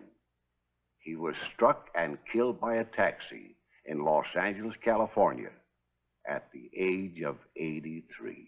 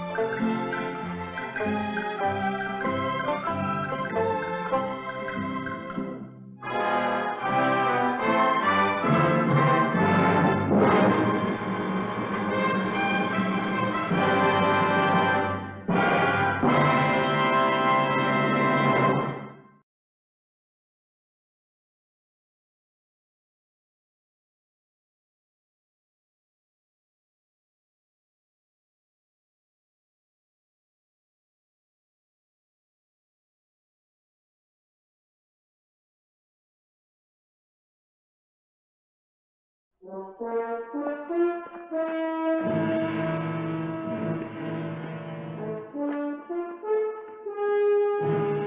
Neal? My father here always says I'm a fool. Because I don't know the value of a dollar. It's a shame to put a hole through those dollars. Supposing I just nick them.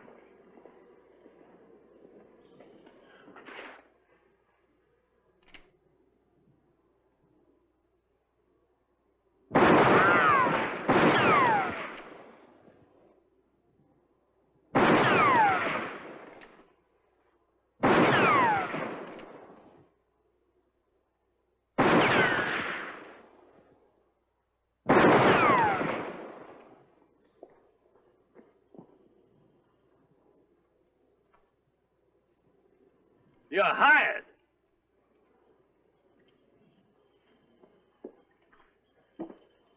Well, maybe you'll show me a little respect from now on. Huh? Your brainless son just got himself a job. Doing what? Watchman. I'm going to protect Mr. Neal's interests. With a gun? What's he paying you? $400 a month. Nobody pays a watchman $400 for just watching. Still think you're brainless.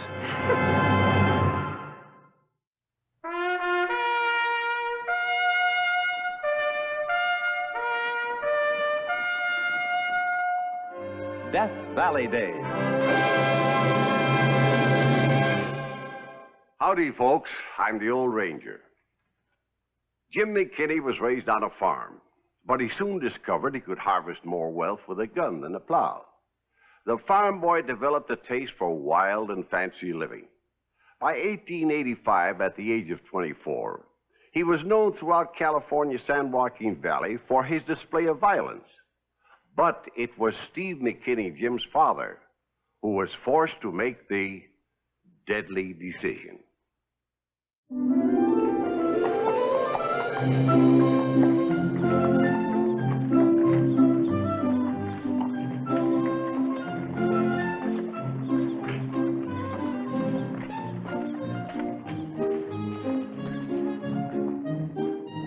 Jim! Jim! What's the matter, man? He hit me, Jim. He hit me. Who? Mr. Jonas. He kept me after school. Well, what'd you do? I didn't do nothing. He's always picking on me. I told him you'd beat him up. Called you some kind of names. Think what? I don't know. Sounded like he was cussing you out. Come on.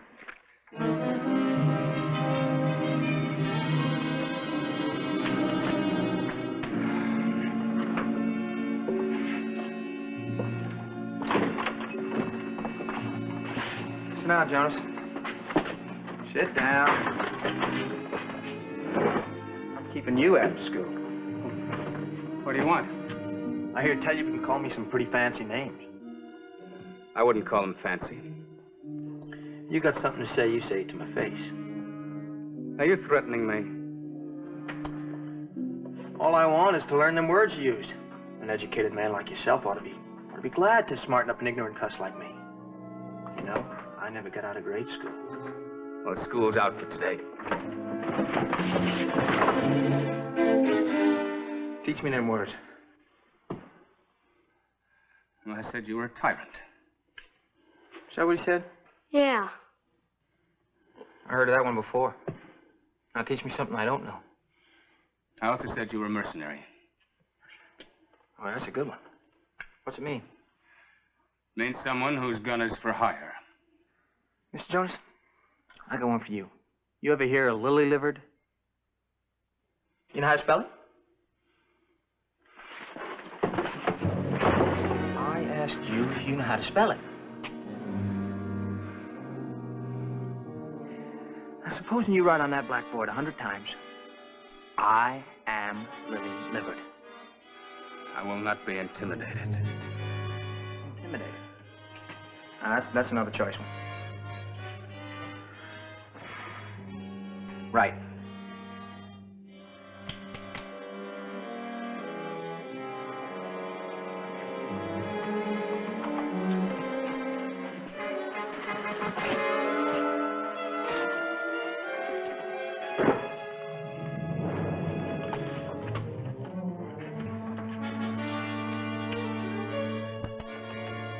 Well, you sure got a lousy handwriting. And you're forgetting to dot your I's. And what do you learn here? Nothing much. You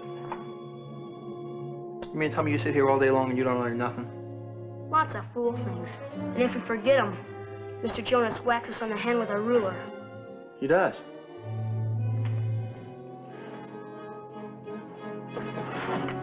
What are you gonna do? Teach a teacher a lesson.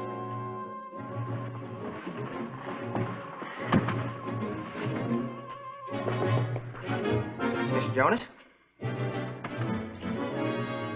Why are fish smart? Because they're in schools.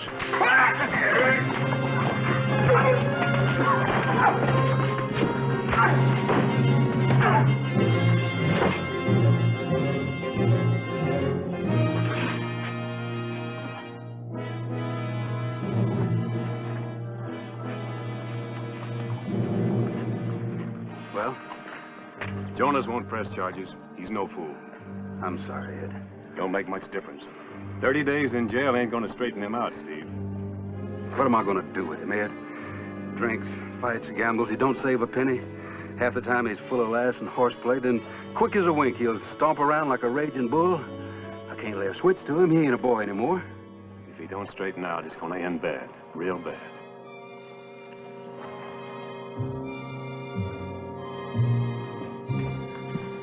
I don't want him to go, Pa. I don't want him to go. I'm sorry, but there's no excuse for what he done in that schoolhouse. He stood up for me, Pa. He fixed that Mr. Jonas for me.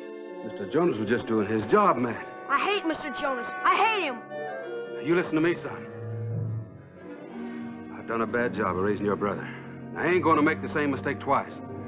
And Mr. Jonas is trying to make something out of you. Now, you pay attention to him, you hear? Any more trouble in that schoolhouse, and I'll take you out in the woodshed. You understand?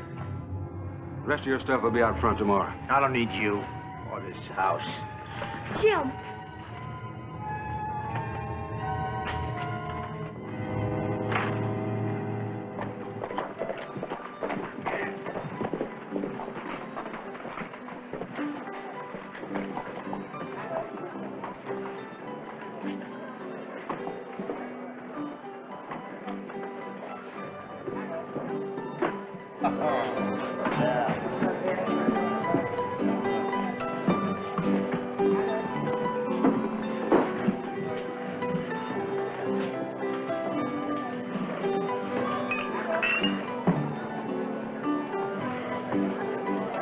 You listen to me, boy.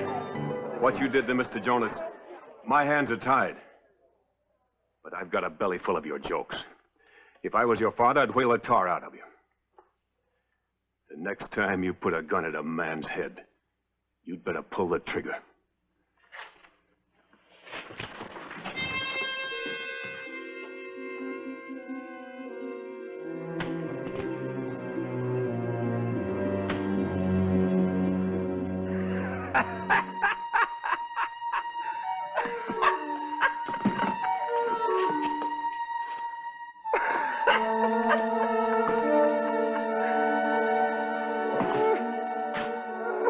Let's go.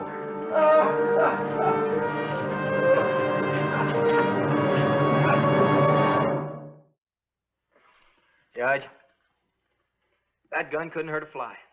Unless you use it as a fly swatter. Bring me that bucket of sand. Judge, look. The firing pin's been filed. It can't fire. Set it down there.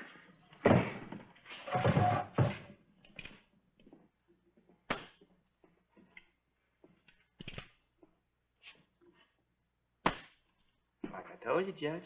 You can hardly call it assault with a deadly weapon. Why in the world would you want such a gun? Practical joke now and then. Comes in handy when you're horsing around. I'm always playing practical jokes. Really?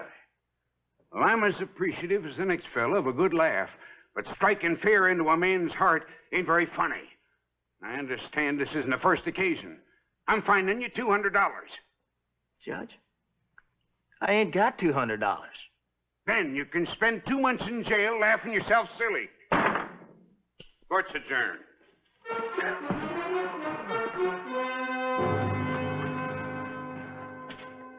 Oh, Steve, coffee? I'm sorry about what happened, Ed. I've run him out of the house. What else can I do? As far as I'm concerned, Jim's a lost cause. Right now, it's Matt I'm worried about. He's crying his heart out because his brother's in jail. Oh, he'll get over it. Not so sure. The two of them are real close. Too close. It's 200. Take a heap of plowing, weeding, and backaches to earn $200. Steve, 2 months in jail ain't gonna hurt him none. I want it this way, Ed. Wait.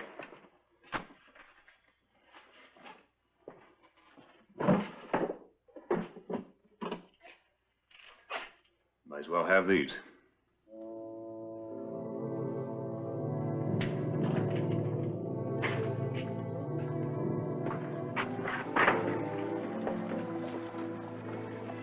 Hey, Mr. Neal. I want to thank you for paying my fine. Oh, you can take it out of my salary. I didn't pay your fine. And Jim, there isn't going to be any more salary. What? I hired you as a troubleshooter, not to bring me trouble. I don't need you anymore. Mr. Neal.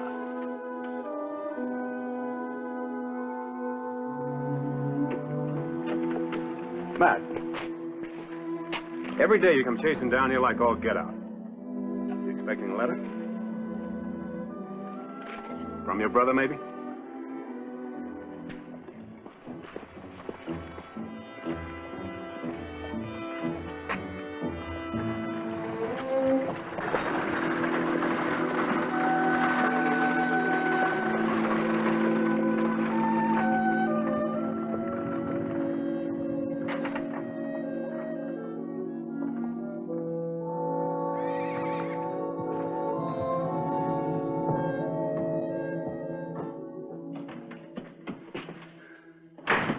Ed, Matt's gone. I've looked all over, but nobody's seen him since school. Maybe he's run away. Maybe I've been too hard on him, Ed. Maybe I... Easy, easy. Matt's all right. I saw him half an hour ago. Where? Saloon. Well, what in the Sam Hill is he doing in there? You better ask your son, Jim. He's back? He rode in this afternoon. Steve. That boy of yours killed 2 men over in Mandeville. No. You got away with it calling it self-defense.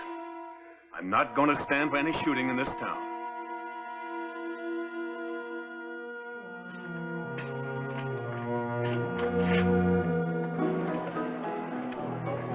3 queens. So, Matt, you bring me good luck. You too, Viola. Stay by me. I don't pay her to watch poker games, Jim. Stay.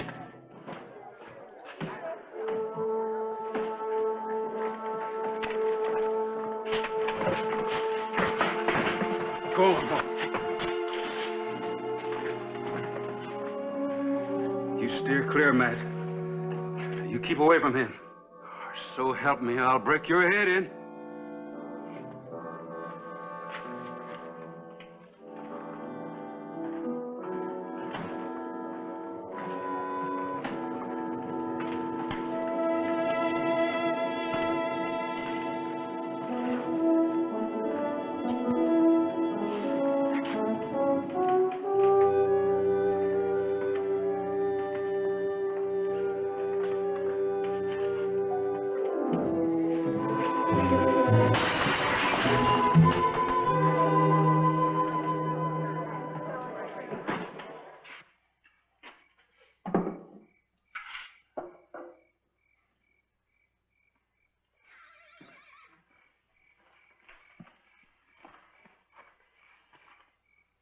Sorry about that mirror, Sears.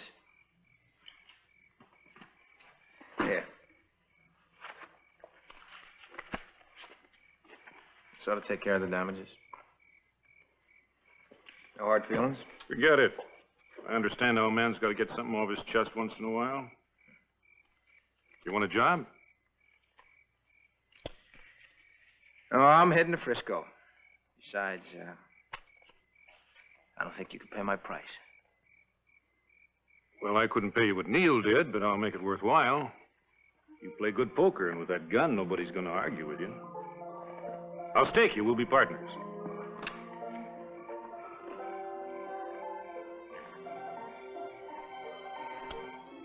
Yeah. Might be fun working for you, Sears. Viola doesn't go with the job.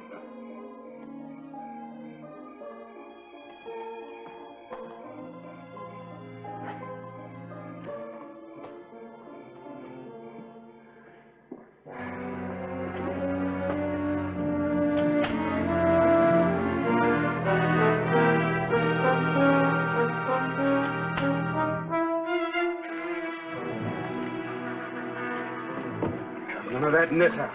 Now go on about your chores.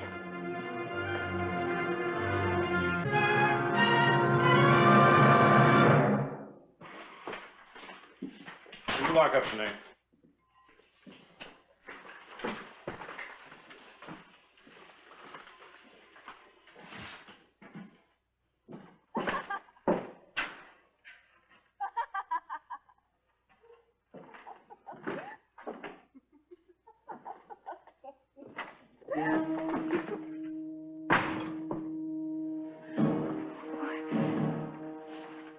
Jim and I was just having a little drink. I warned you once before, Viola.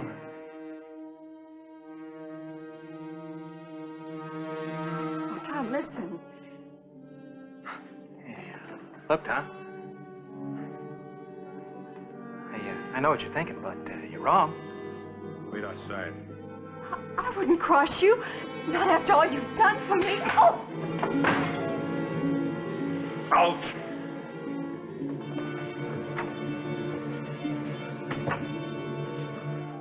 Feel kind of naked without your gun, kid? I told you Viola didn't go with the job.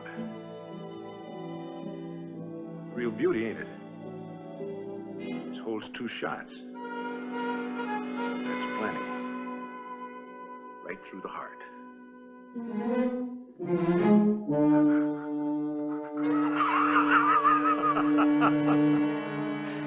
You ought to see your face. You're really scared. What's so funny? I wouldn't kill you, kid. We got a good thing going. You're real good at cards. I heard you liked a joke. So I pulled a gun. Oh, is your face purple?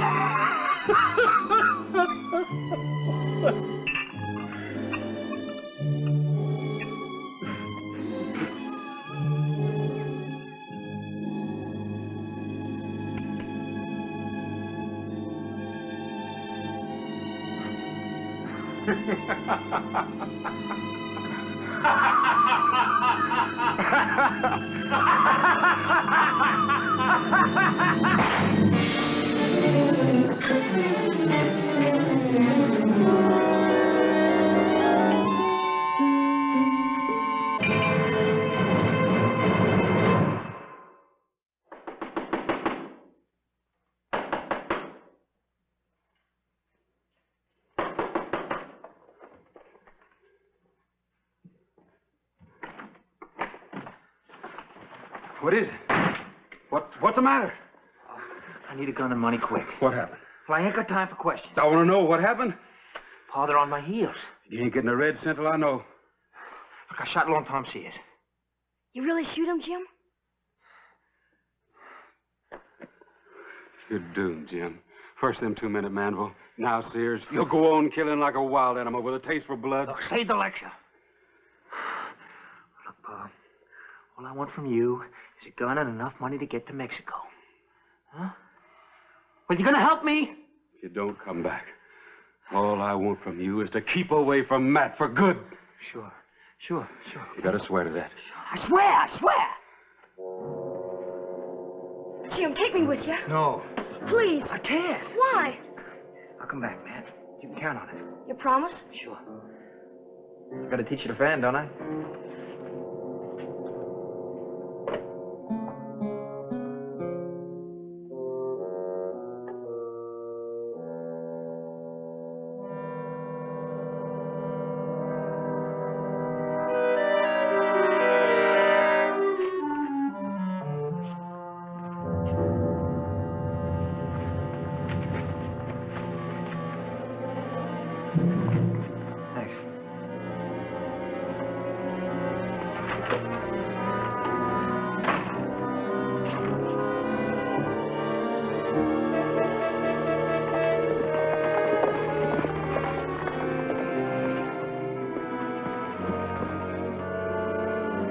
Where is he? We know he came this way, Steve. He killed a man. Where is he? South, toward Mexico.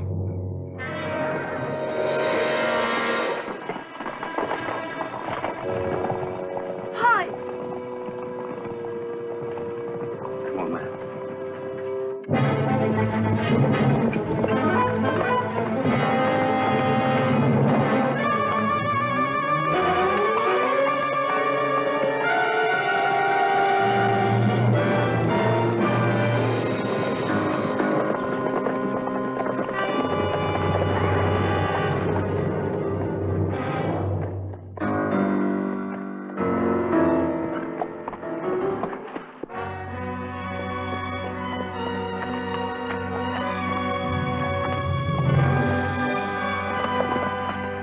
You two, burn up! Our shot is spotted!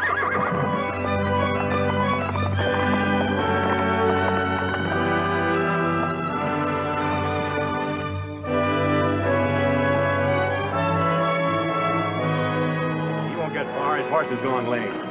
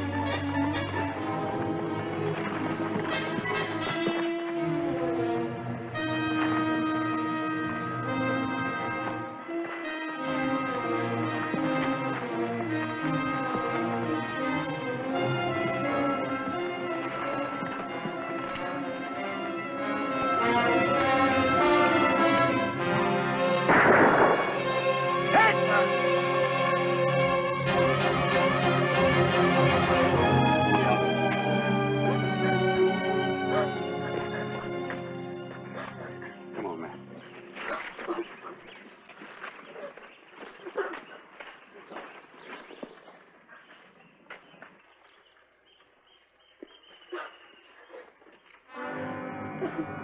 I think this belongs to you.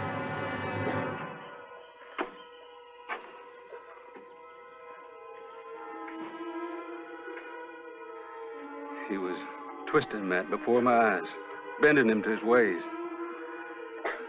I failed with one son, Ed. I had to do something. I had to. You did what you had to, Steve.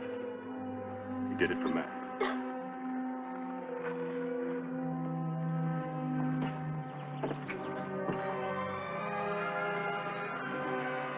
Matt, you're young, son. One day, someday, you'll understand.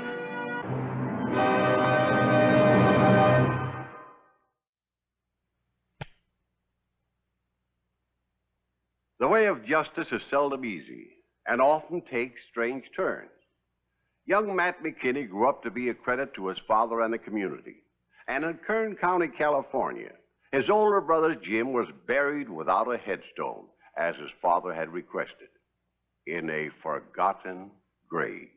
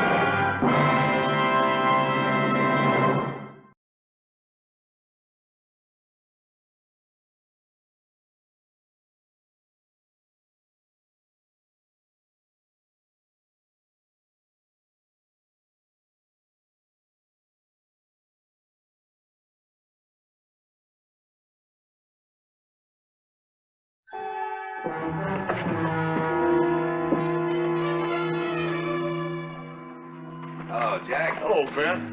Take him over to the sheriff, will you?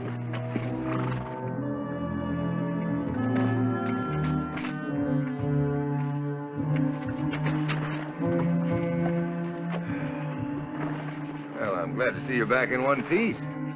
You ever consider using your gun instead of your fist? Oh, not on scum like that. Two of your loyal Overland employees. Stealing your cattle and then paying themselves rewards for returning it. Nice little setup. Well, I'm glad we got it straightened out. Yeah. Well, I have got a little problem. Another one? This one's not going to be as easy as the last. Let's talk. I'll listen.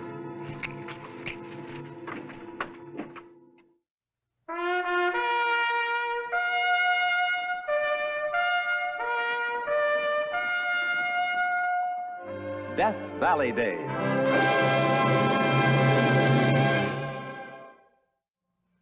Howdy, folks. I'm the old ranger. You know, Ben Holliday's Overland Mail and Express Company was the biggest stagecoach operation in the history of the West. And the best division manager the Overland ever had was Jack Slade. Now, these two men, Ben Holliday and Jack Slade, were good friends and a lot alike. But in the fall of 1863, a tragedy occurred to Slade, and he became the man who died twice.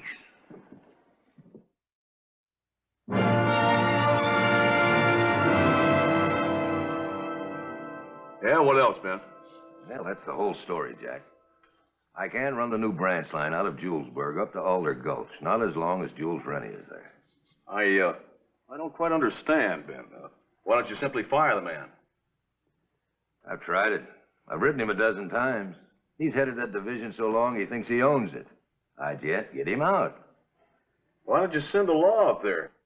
Law? You mean Henry Plummer? Yeah.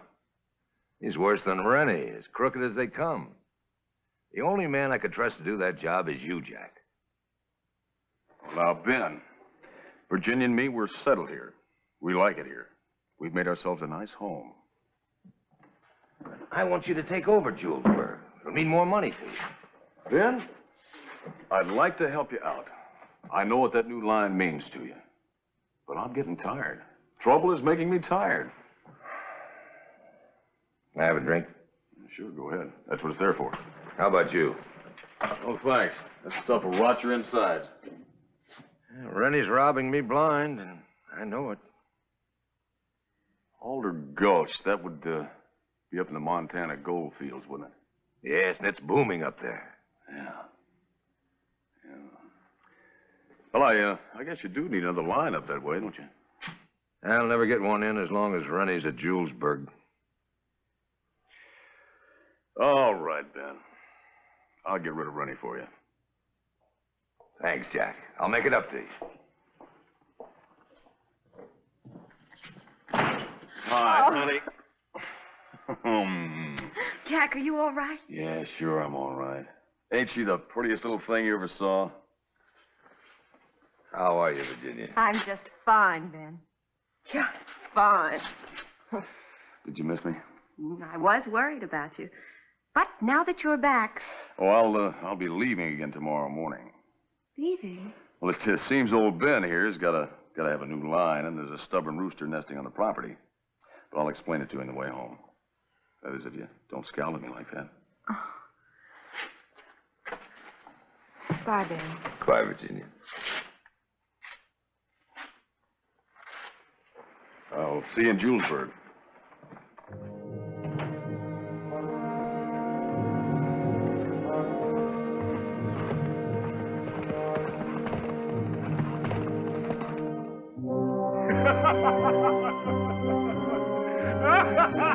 Hey, so Holiday sent you out here to fire me? That's right. Well, maybe I do not like to stay fired. Look, Rennie, you've stolen enough from the Overland Express to keep you the rest of your life. Yeah, but can Holiday prove that? Why don't you just smarten up and clear out? We don't want any trouble.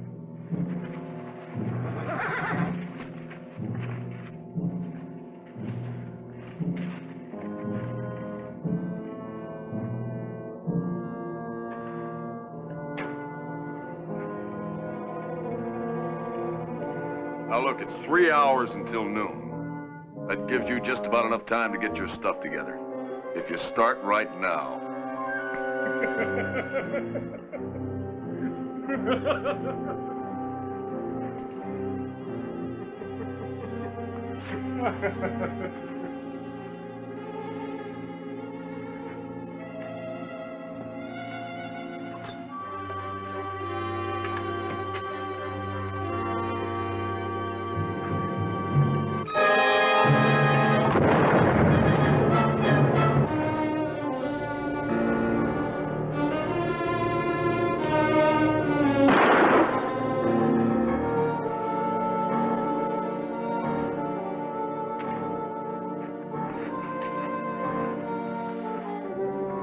Throw this big man on his horse and send him back to Ben Holiday.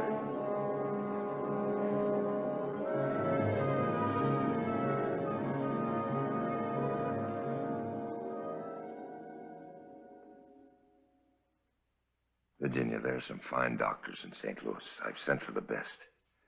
They'll pull him through, I promise you. He hasn't said much since... But when he does speak, it's like he were a stranger, like I've never known him. He's had a terrible experience. You can't expect him to be himself for a while yet. Now, you just remember, if there's anything you want, anything you need, I'll come back immediately. What about Rennie? He'll get his. I'll see to that.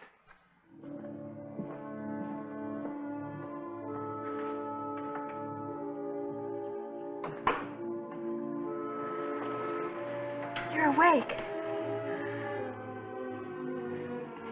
Jack, how do you feel? Is there anything you want? Just one thing. Jules Rennie. He's what I want.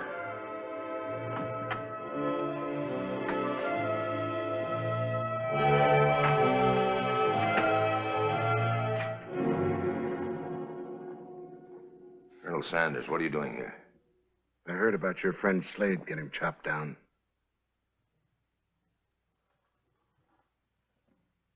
I thought you might have changed your mind about the Overland supporting our vigilante committee. Wells Fargo's behind us. Ben, your company's losses to road agents and outlaws is just as great as theirs are. I still say you're taking the law in your own hands. We have to, otherwise there is no law. The committee's getting ready to move in on Sheriff Plummer. We have all the evidence we need. But we need support.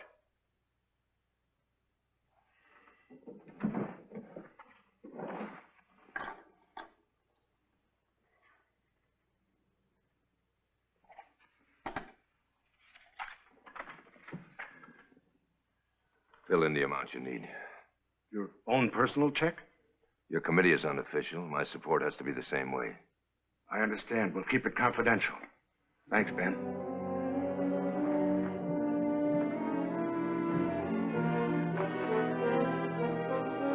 Colonel, there is one thing the committee can do for me. If you should happen to run across Jules Rennie. They're out looking for him now. He's holed up somewhere. We'll get him.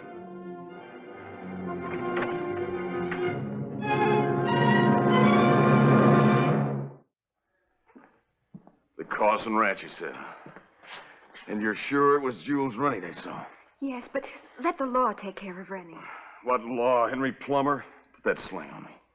Don't you go after Rennie. Look what he's done to you already. Well, he won't get the second chance. If I'd have known you wanted to go after him yourself, I wouldn't have told you.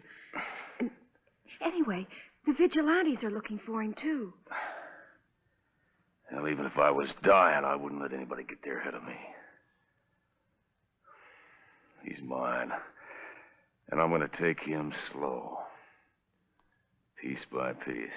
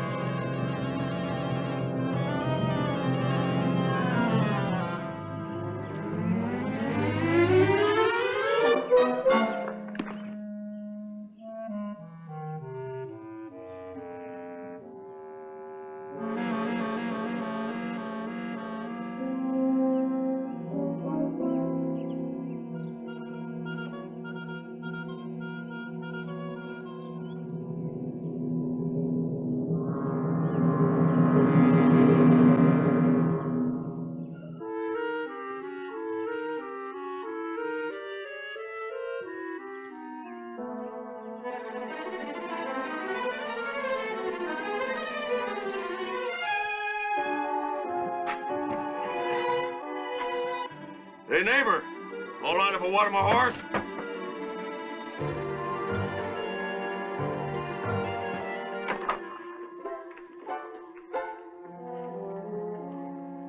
Here, Rennie.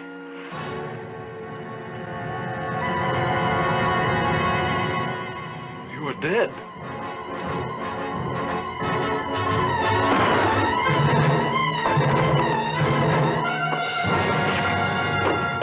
I want the same. Stay up!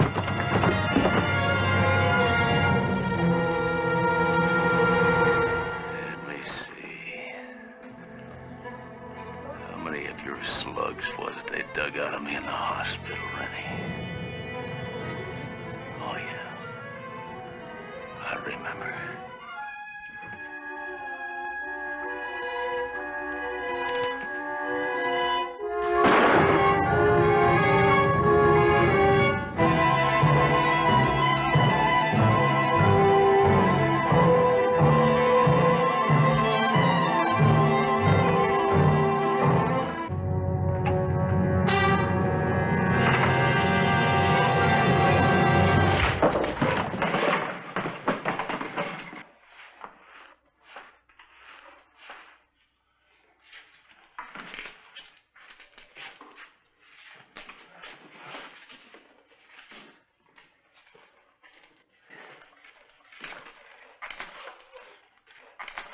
Give me another bottle.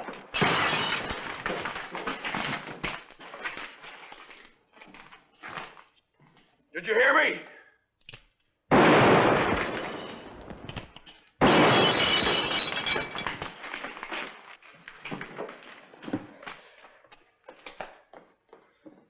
Come on, honey, sit down.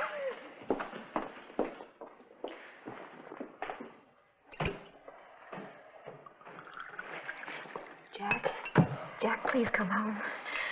Go on, get away. Jack, what's happened to you? This is the third night this week, and all these bills are going to Mr. Holliday. Well, he can afford it. Jack, please. I don't like coming to saloons. You've been in saloons before. That's where I found you.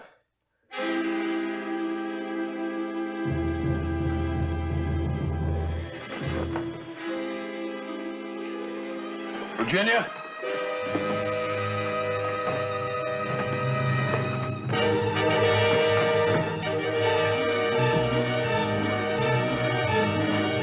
Wipe that dirty smirk off your face. That's my wife.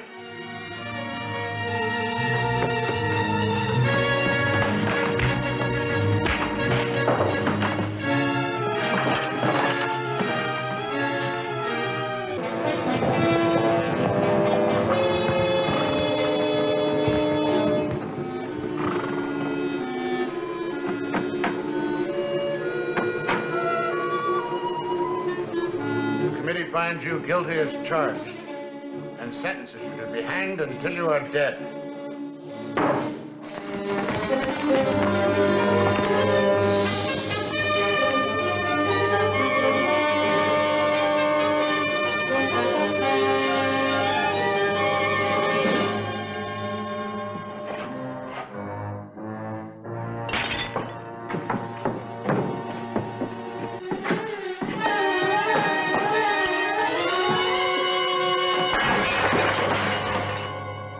Different man.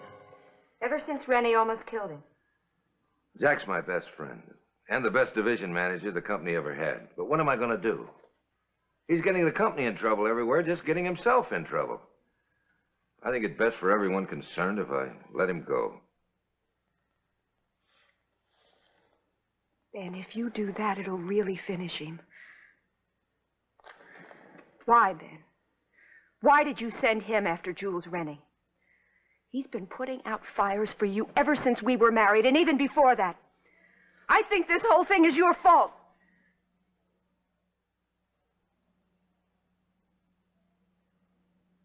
Oh, I'm sorry, Ben. I didn't mean that. Yes, you did, Virginia. You're right. Jules Rennie was my responsibility, and I shoved it onto Jack. Are you still going to fire him? I have to, for his own sake. Now, maybe you two can go away someplace and snap him out of it. It bothers me to... Don't let it bother you. I know what it does to that sensitive skin of yours, so I quit. Look, Jack, all I want you to do is take a long rest, a vacation. Then when you come back, they'll all... Get out! Jack. A big man like Ben Holliday's probably got more important things, like buying another steamship or a railroad line. I said get out. Oh, Jack. I'm sorry, Virginia.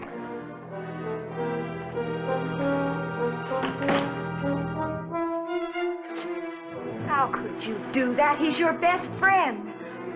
You've had enough. More than enough. Away from me.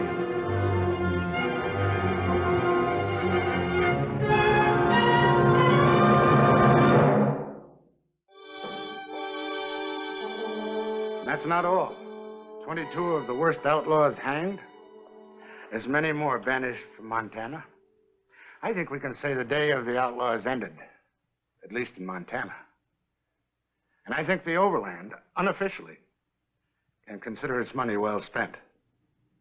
That's good. Sounds like the committee's work is finished. Practically. Except for some loose ends.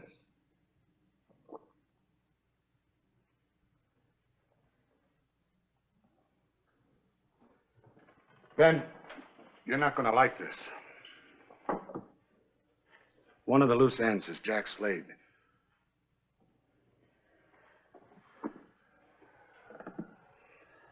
Let's face it, Ben. Slade has gone from bad to worse since he stopped working for you. I've held the committee off so far because of you. What Slade was, the circumstances. But there's a rumor he killed a man up in Claytown. I don't believe it. Jack Slade is a dangerous man, Ben. Yes. What he's become is my fault. I sent him against Rennie, and Rennie killed something in him. But down deep, he's a good man. He might have been a good man once, Ben, but not anymore. We gave him every chance. What does the committee intend to do about him? They sent him the warning. They're looking for him now. Ben!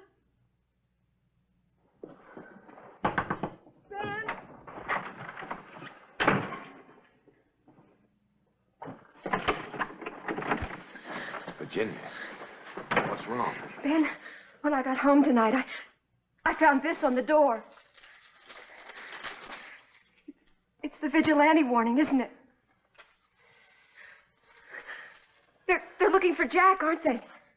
I'm afraid so. Where is he now? I don't know. He hasn't been home for 2 nights. When I saw that, I just didn't know what to do. Look, Virginia, you go home. Stay there. I'll see what I can do. Now, I'm not sure I can do anything, but I'll find out what's happening and get word to you. Thank you, Ben. 11 counts of assault. Numerous acts of malicious destruction and murder. Joseph A. Slade, do you have anything to say before this committee passes judgment? Passes judgment? What gives you the right? You think I'm some kind of a road agent or a cattle rustler? I'm Jack Slade, Slade of the Overland Express. You people owe me plenty. Who do you think brought in the stage line here? I've helped every one of you men here one time or another. You all know that. That's all true, Jack. But it doesn't give you license to commit assault, destroy property, to kill. No one's above the law. What law? You? The only law there is at present. And you've been found guilty as charged. I'm aware that in every other similar case, there's been only one judgment. Death by hanging. But this time, I think we owe it to Ben Holliday to make an exception. Sentence of hanging is suspended on condition that you're out of town in 2 hours and that you leave Montana forever. You owe it to Ben Holliday. Why, Colonel? It was his financial support that helped make this committee possible. Ben paid you?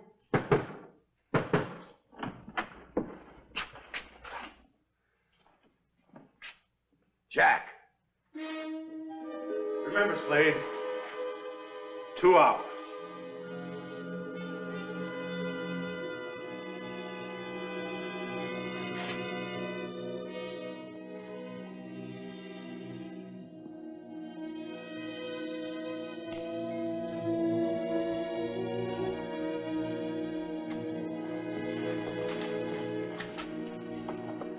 Jack, now you listen to me.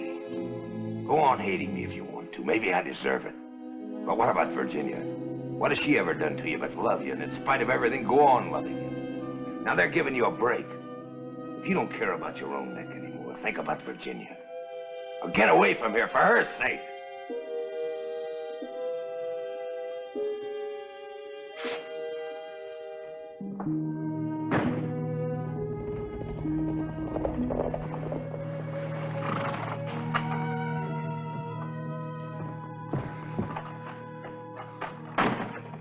Where's Jack?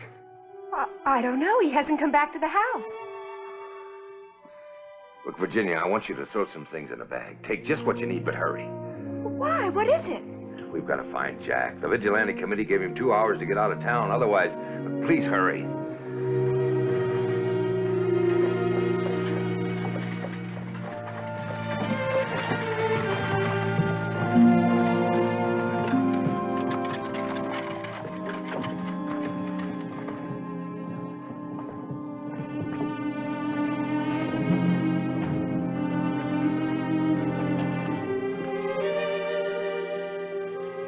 Sanders. Who was that? Some stranger. Jack killed him about a half an hour ago. Why?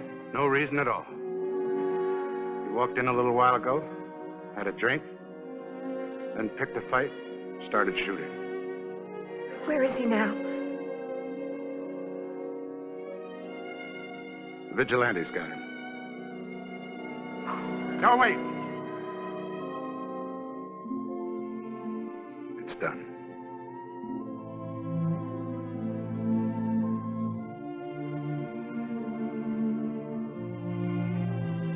Virginia, I'm sorry.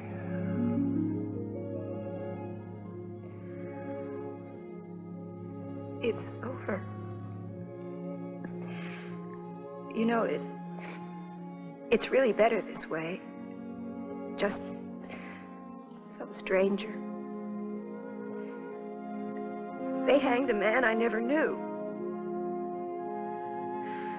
The man I loved has been dead for months.